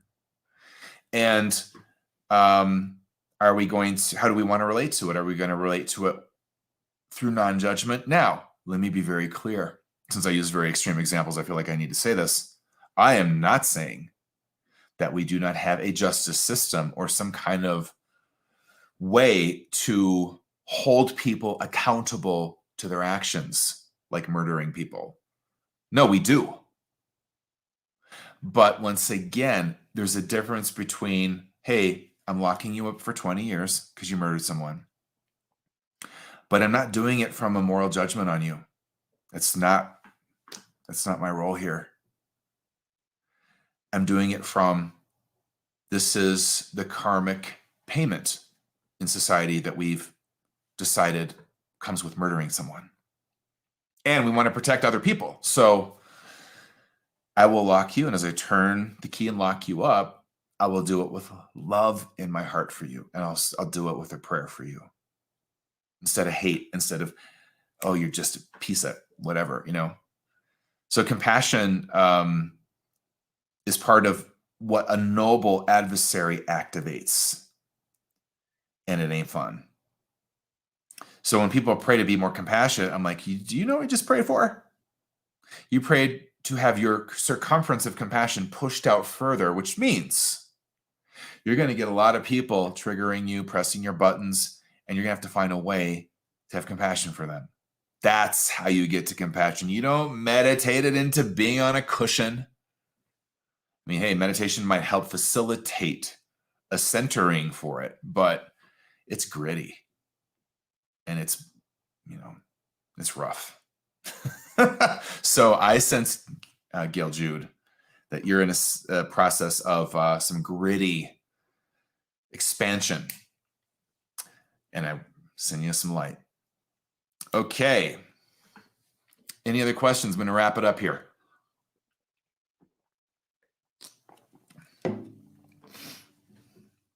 Okay, what do we got? There's a lot of questions. I love you too, Sandra. The Art of War. Okay, let me see. David Beck, I live in New York with the ongoing homeless crisis. Do you know, I actually forgot I can put these up on the screen. I should have been doing it. I live in New York with the ongoing homeless crisis. People put walls up that are mistaken for apathy, such as on the subway. It is an overwhelming predicament. How can the average person not feel helpless? So, David, wow, it's a very powerful question. I'll take that off the screen. I kind of feel like this connects to what I just said about Andrew Sullivan's comment around hope and optimism.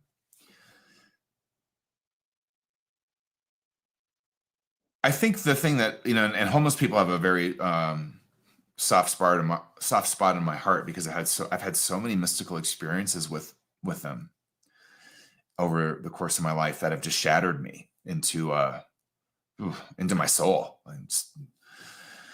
But I think that when it comes to homelessness, and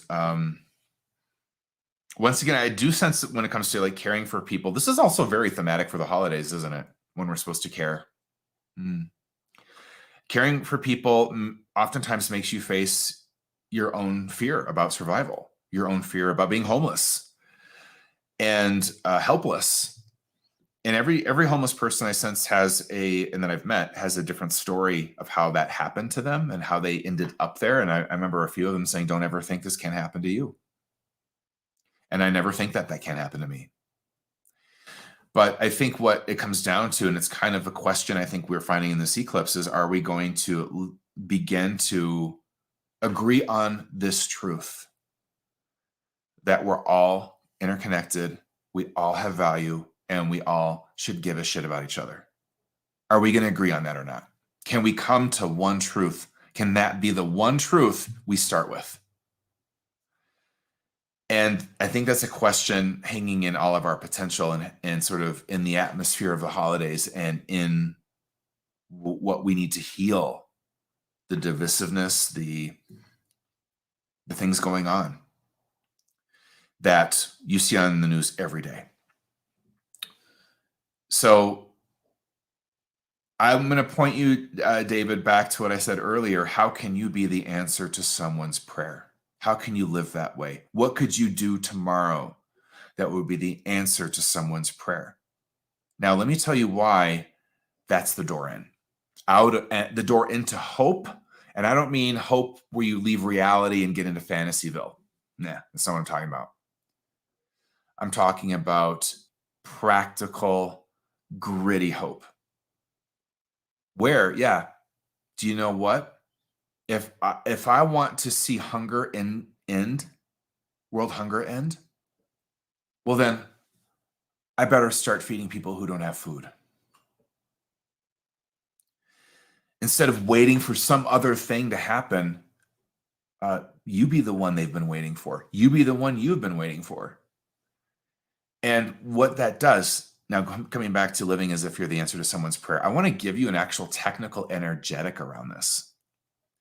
A lot of times you will hear people say, when you're feeling depressed and you're feeling helpless, or you're feeling down or hopeless or despairing or negative, go do something nice for somebody.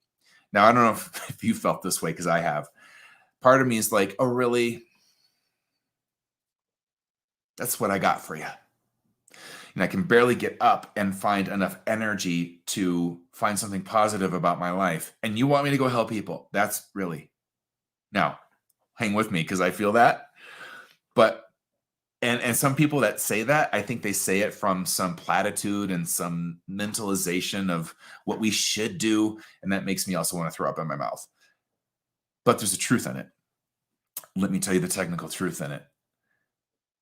And why this might be good medicine if you're feeling helpless or despairing or just sad at how people are in the world anymore.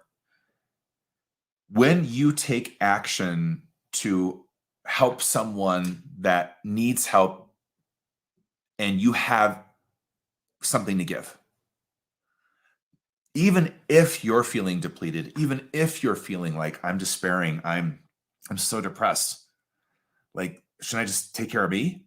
Yeah, absolutely. And go do something for someone else. This is why, because when you help them, what you've just said to the grid of life, to the grace grid of life,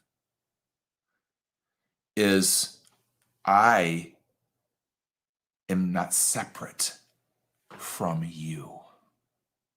I am not separate from grace. I am part of grace. And if I help that person, then that realigns me to the truth that I'm not separate from grace. And when I realign, I replug in, and poof, my system gets a blast of grace from the grid, which makes, in a way, helping someone completely narcissistic in the best way.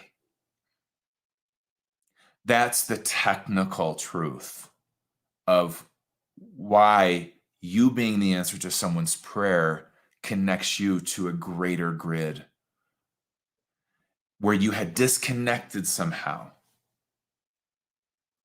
And now and I'll tell you, try it for yourself and see if it's true for you. It has absolutely been true for me, and I've never met anyone that hasn't been true for.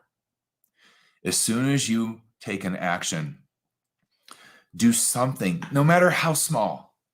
Start small if you have to. That puts you in play as an agent of grace. Well, if you're an agent of grace, guess what? You got a grace grid of light plugged into you now. And do you think that grace is just going to flow out of you without hitting you and juicing you up? Think again. So I think this is really important to consider for the holiday or just life and where we are. Like, what could you do that would be kind, that someone else needs, and will help them? And you have that to give them. You plug right back into what's true. We're all connected. We're all part of the divine. We're all agents of grace. So let's live like it. If we lived like it like that, and I'm not saying give, don't resource yourself. This is a resourcing of self to some degree, or go give money you don't have. I'm not saying that. I'm saying it's about intentionality. It's about that pivot and alignment back to the truth. Hey, I'm an angel on the planet, so I better act like it. So anyway, try it out. I love that question, David. And that will pop you right out of helplessness and feeling despair. It really will. And it sounds so contradictory. But if you understand the technical thing that's happening and how you're getting realigned to the greater whole, now you have access to the resources of the greater whole again. You're not collapsed in a depressed corner, cut off. You've come back. Try it. Great question. I love these questions. This is taking an interesting turn. We're taking a turn toward hope. Guten Morgen, Peggy. Peggy Vogt aus Deutschland ist hier. Okay. Was noch? Any other questions, y'all? These are just beautiful. Okay, I'm scrolling through because I had stated David's question there. Okay, well, listen, I'm gonna close down. I think that was a great thing to end on for the social live. So Zap's question. I don't see Zap's question. Zap asked the question again. If Zap asks the question again, I'll take one last question.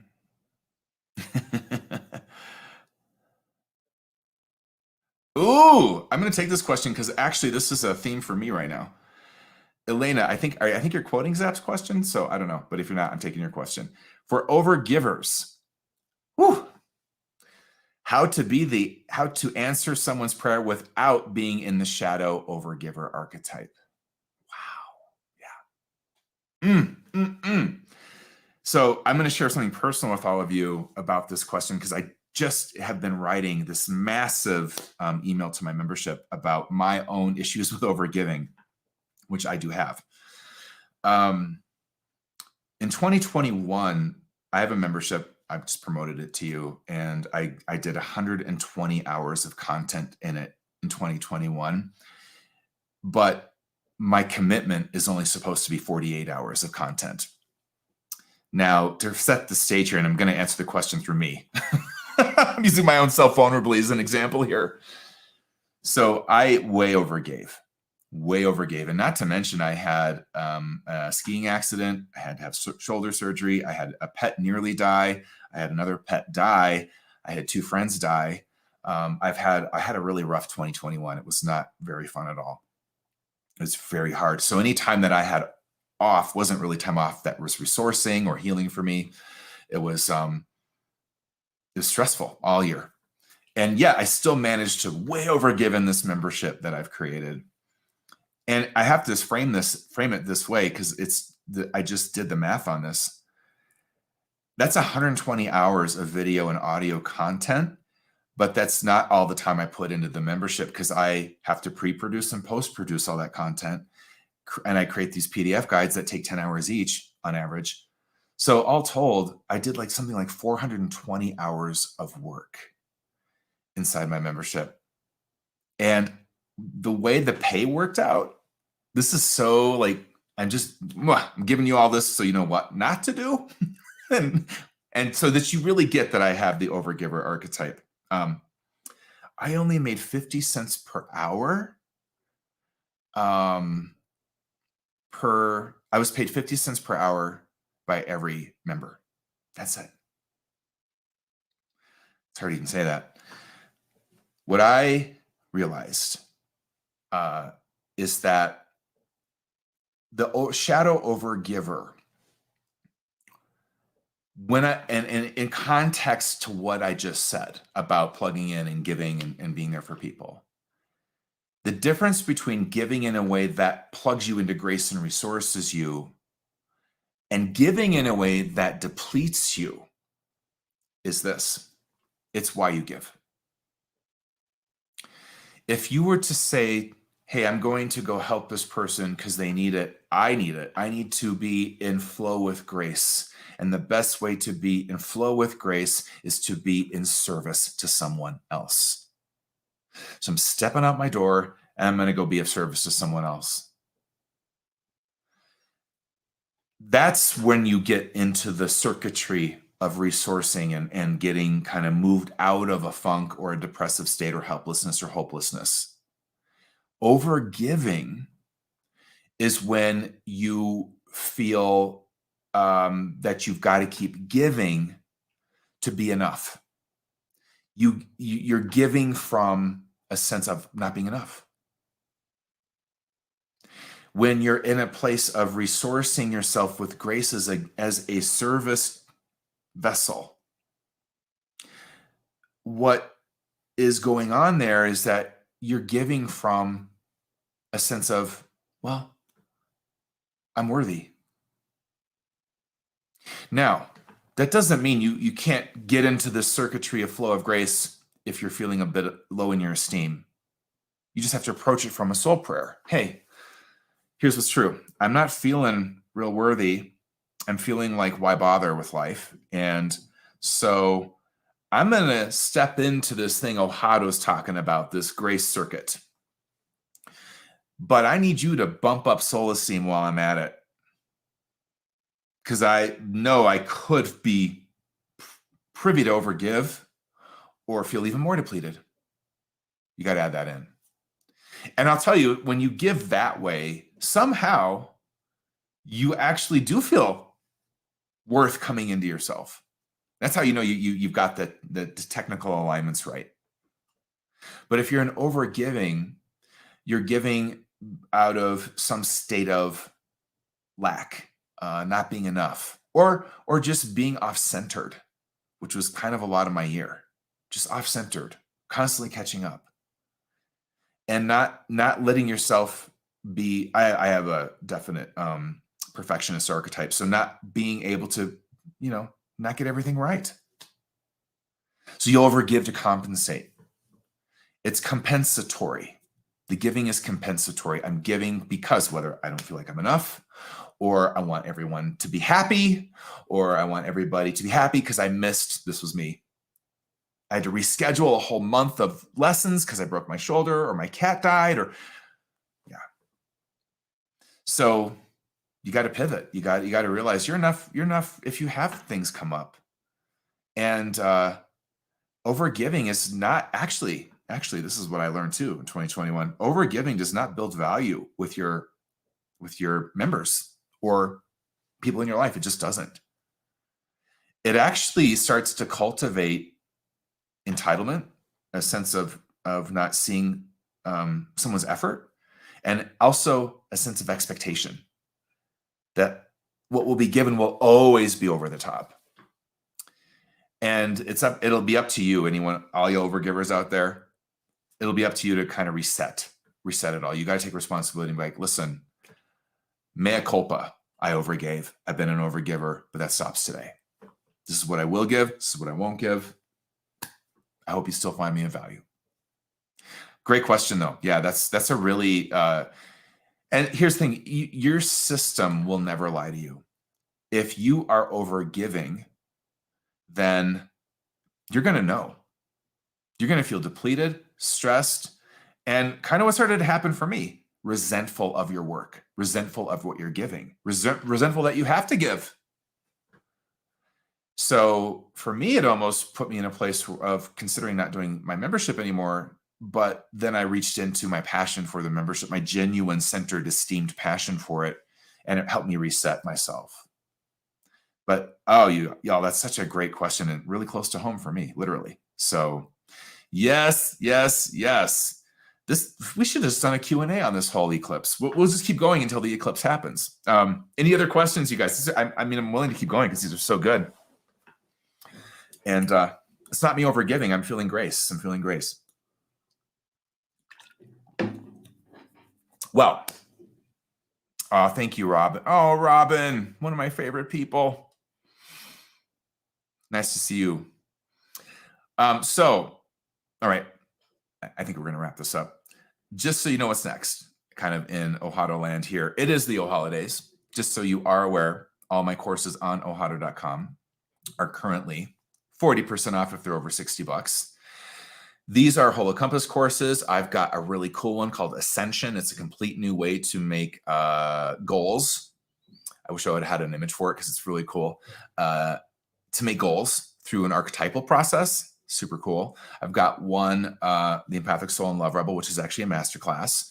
And there's a bunch of Evolve or Repeat is in there, which is all about whether you'll evolve or repeat your patterns. That's a really good one. Yeah, I've got a lot of courses there that you might want to check out, and they're 40% off all the way through December 31st. And my membership's open, and I have a 24-hour and counting masterclass on intentional synchronicity in there where I am. And I just did a live on this. So if you want to go check out YouTube or my Facebook page for that video, I did a 2-hour deep dive into some stuff that I kind of culled out of that masterclass. I think you're going to be left wanting more. It's pretty badass and great stuff around synchronicity. So just keep that in mind. Now, I am doing, once again, this event coming up on December 12th. Check out the link in the description, whether you're on YouTube or Facebook. It's at the very bottom, and it'll take you right to where you can register. This is something I do every year inside my membership. And once again, I do all my astrology stuff inside the membership now. So that membership is open if you want to join till the 29th, and it doesn't open again until December 2022. So not for another year. And let's just kind of wrap up on some final thoughts on this eclipse, shall we? Let's see. let's come back to this chart. One of the things I didn't talk about that I'm going to go into in my Holocompass overview of 2022 that's coming up, my Holocompass Astrology, is Pluto in Capricorn and this Venus retrograde that's ahead. So Pluto's been in Capricorn for a long time, since about 2008. And the United States, as it's in its own natal chart, has Pluto in Capricorn. So as a country, we're going through what's called in astrology a Pluto return. This Venus retrograde right on Pluto. The setup's been going on for quite some time of this retrograde, and it lasts 40 days. There's this whole other symbolism of 40 days, 40 nights in there. I'll talk about that inside my membership or at the Holocompass event. But this is important as well. When we look at this new moon in Sagittarius, it's a message on behalf of that alchemy that's been in play, you know, for what? Gosh, since 2008, so 14 years-ish.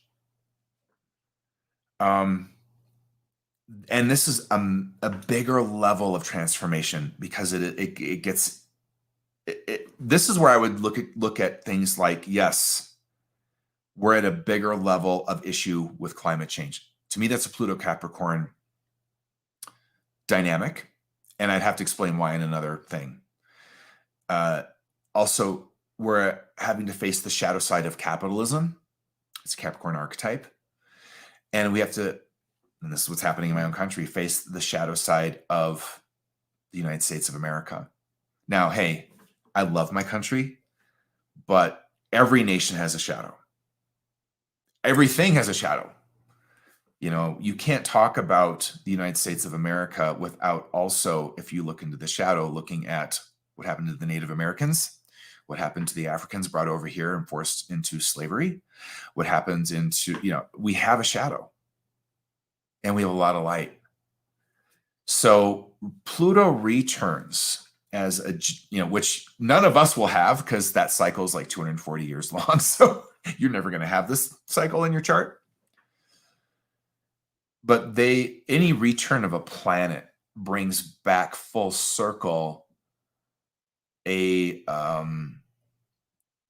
soul contract within, let's say, so it brings back full circle, let me say it this way, a certain soul contract aspect of the United States. And what hasn't, and this is, so let me end on this because this is really important. I didn't say this earlier. How astrology works as an integrative, intuitive system of synchronicity is this. Synchronicity itself is always, and this is what I cover in my masterclass in lots of depth, is always a messenger that gives messages on behalf of holism. Let me say it and let me riff this out so you get what I just said. Any synchronicity in your life or any astrological cycle and its alchemy is bound to the truth, all is one, is bound to the truth of karmic holism.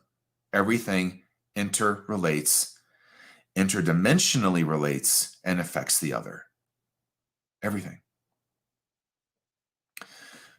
We have some kind of Judeo-Christian split that has us thinking that the energetic realm isn't affected by this physical realm and vice versa, and that's not accurate. What we do in this life is also pinging, let's say, energetic dimensional lives, like life spaces as well. Now, karma and how it operates interdimensionally, that's a whole nother discussion.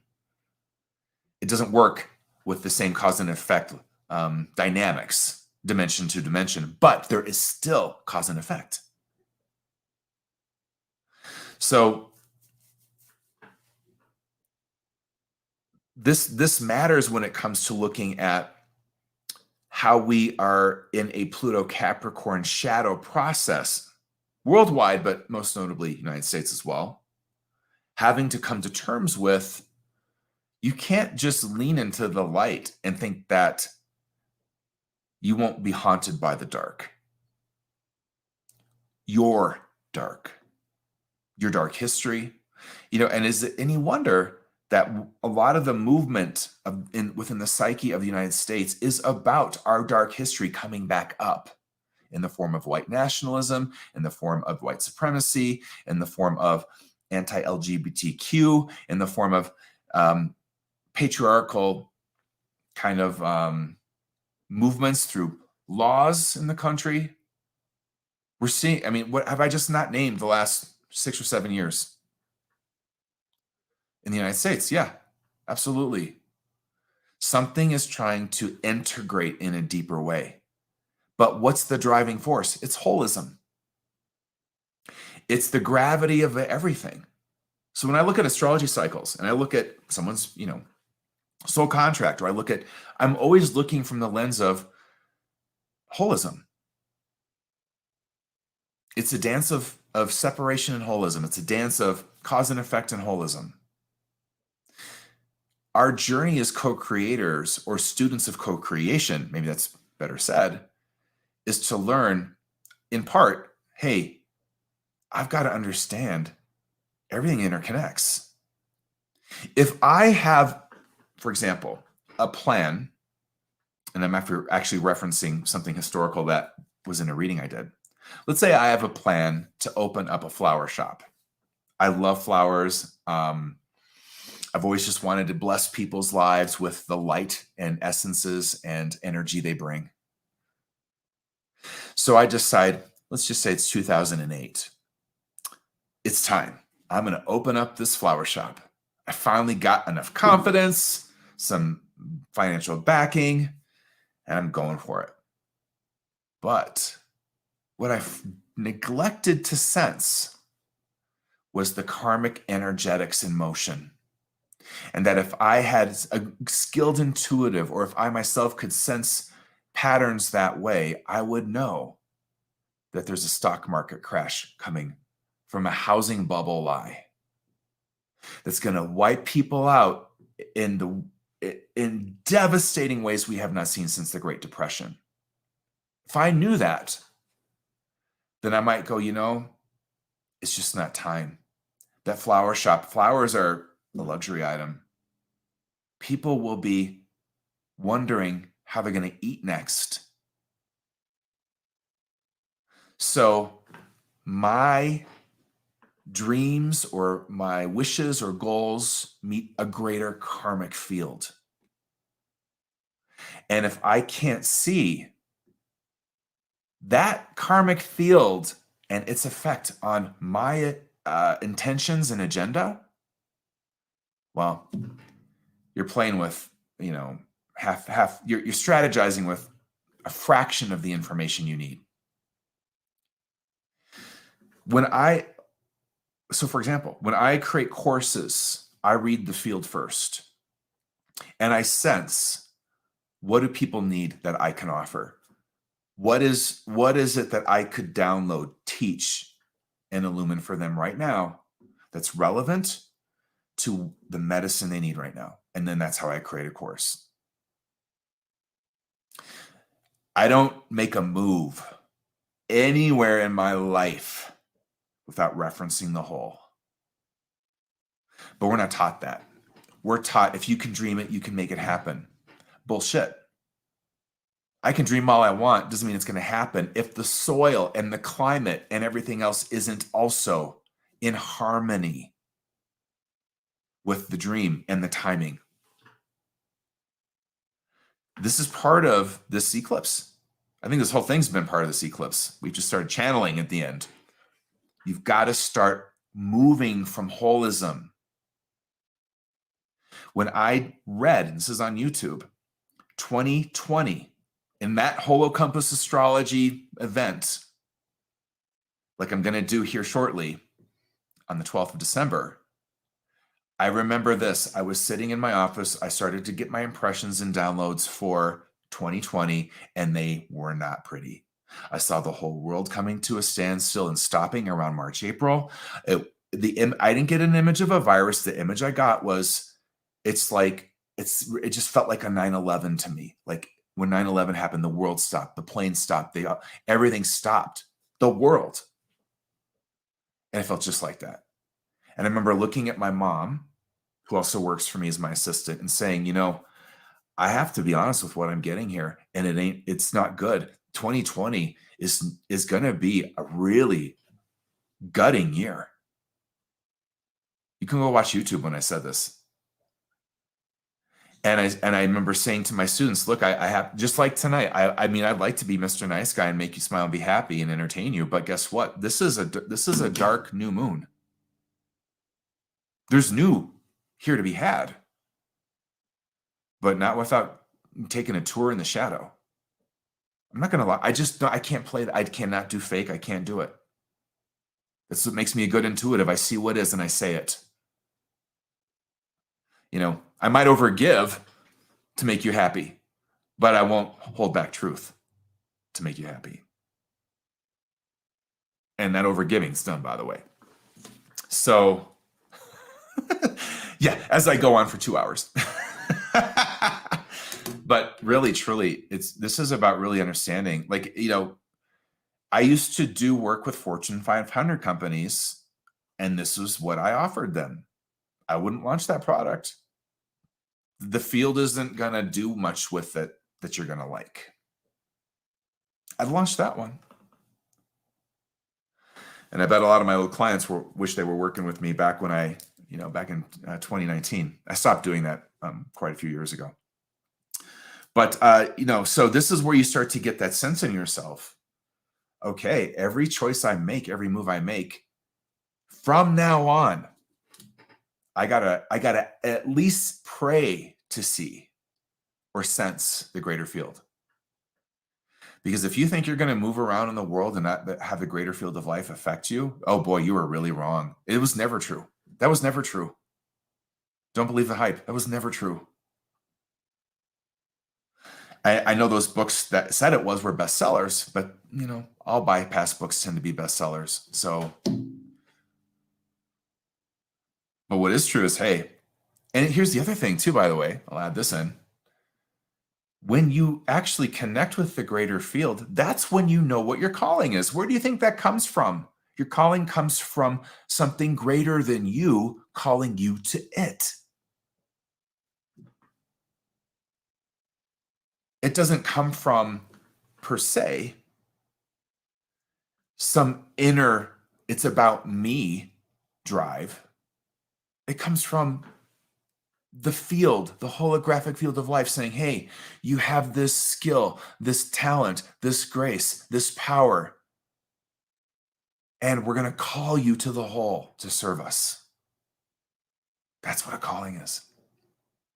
So part of this new moon solar eclipse might be, hey, it's time for me to pick up the damn phone.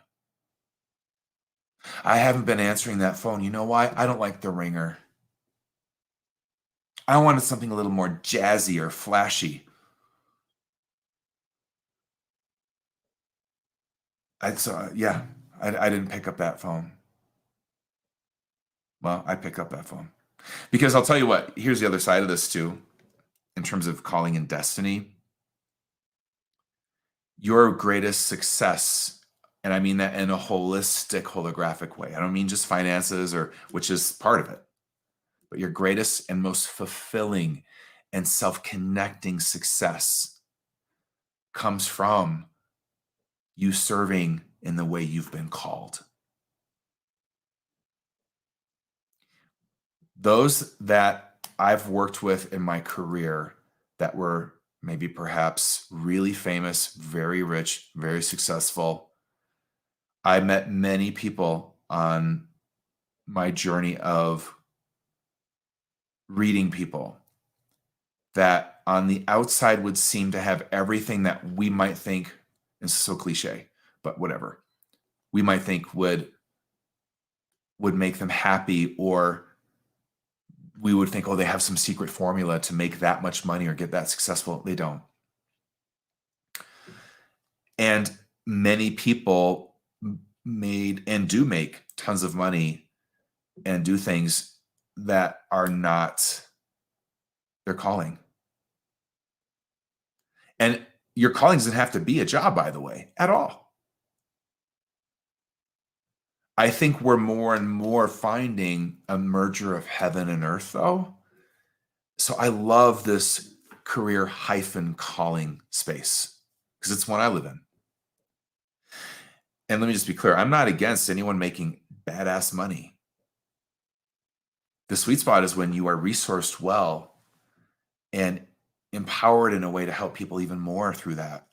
And you do something that only you alone in the world can offer. And whether you believe it or not, there is something that only you alone in the world can do. And you've already been doing it. I guarantee you. I'd read you and be like, you're duh. But pick up the freaking phone, man. I think it's, the challenge is people are like, when am I going to find my calling? I'm like, the phone's been ringing. You don't like that ringer. Just pick it up and see what happens. Anyway, you guys have been incredible. What a phenomenal journey together for the last 2 hours. I hope this was helpful. So listen, I got to send you off because you got to go get ready for this eclipse. It's happening in 3 hours, 3 or 4 hours here. So I'll put up the chart again. You can check out where this is happening, where you live. It's happening at 2:43 a.m. my time, Mountain Standard Time. So yeah, it's about 3-4 hours out. And just, like I was saying, to kind of close this down, this eclipse is setting up a message, if you will, a viewpoint, a perspective, a download that I would say will be relevant for sure through 2022. Now, when we get to my Holocampus Astrology overview forecast event on December 12th, I'm going to go into other things that are going on. I mean, this is me coming through the eclipse and then kind of threading out from the eclipse. But this is what's coming ahead is me looking at all these other cycles and then beginning to put them together and look at a general sense of 2022 and the cycles coming into play. We have some unique retrogrades. Venus is one of them, but also Mars. And of course, Mercury retrogrades, which we always have. And a lot of other things going on in the new year. So I hope you'll join me for that. Beyond that, I'm also going to do something. If you're someone that feels like you are highly sensitive and the holidays become one of the most challenging times for you, especially because maybe this year you will be seeing your family. And that might not be true for you. You might be just ecstatic to see your family, but there's a lot of people where that isn't exactly their truth. That's relative and personal truth, y'all. I'm going to be doing something on how empathic souls can kind of survive the holidays, if you will. So that'll be coming up next week. Stay tuned. If you're on YouTube, make sure that you like this video and subscribe, ring that bell a couple times so you get notified when I'm doing these videos. I pre-schedule them. So you'll get a notification there or on Facebook. I don't even remember. You follow me and ask to get notifications. There's some way to do that. I don't know. My assistant should probably be saying that, but do that there. And then also, like I said, on my newsletter, I try to get notifications out as much as I can that, something's coming up, but lots going on. I got an open membership. I've got a masterclass in there. I have got astrological overview coming up. I have got the Empathic Soul and Love Rebel is back and open until the end of the month, after which it'll close for an entire year. By the way, I have a 2.0 of this course. It's another masterclass that will open in the spring. So if you do this now, you'll be eligible to actually take that. You have to take them in sequence or you will be so lost. I got a sale on my website, 40% off, and got a lot of love for you. So thanks for coming. I'll see you live very soon in a matter of days, probably. All right. Namaste. Take some time seriously, meditate, reflect, go in on the things I said, see what's true for you. Once again, it's about you finding out what's true for you. But to get there, you got to challenge what you think is true. Think is the key word. You got to feel truth. People that are skilled at getting people to believe things that aren't true, the way they have to do that is they have to spin you up into your head. The quickest way to do that is through fear. People that are skilled at getting you to believe things that are true, the way they do that is by getting you to feel what's true, and they get you here. Use that metric. That is a big, big metric for this new moon solar eclipse, and one that's desperately needed for our times. If we dropped into our heart, do you think someone's going to drop into their heart and then go write some shit on, Twitter? No. So I digress, but I'm just not really. I'm just saying, let's get in our hearts as much as we can. I know it's hard these days, but lots of love. I'll see you all. So I'm going to say goodbye. Goodbye, Lisa. Goodbye, Peggy, Sarah, Yon, Debbie Hutchings. Bye, everybody. I'll see you later. I'm getting slap happy now. Okay, I'll see you in the next social live, and hopefully in one of my courses on my website. Namaste.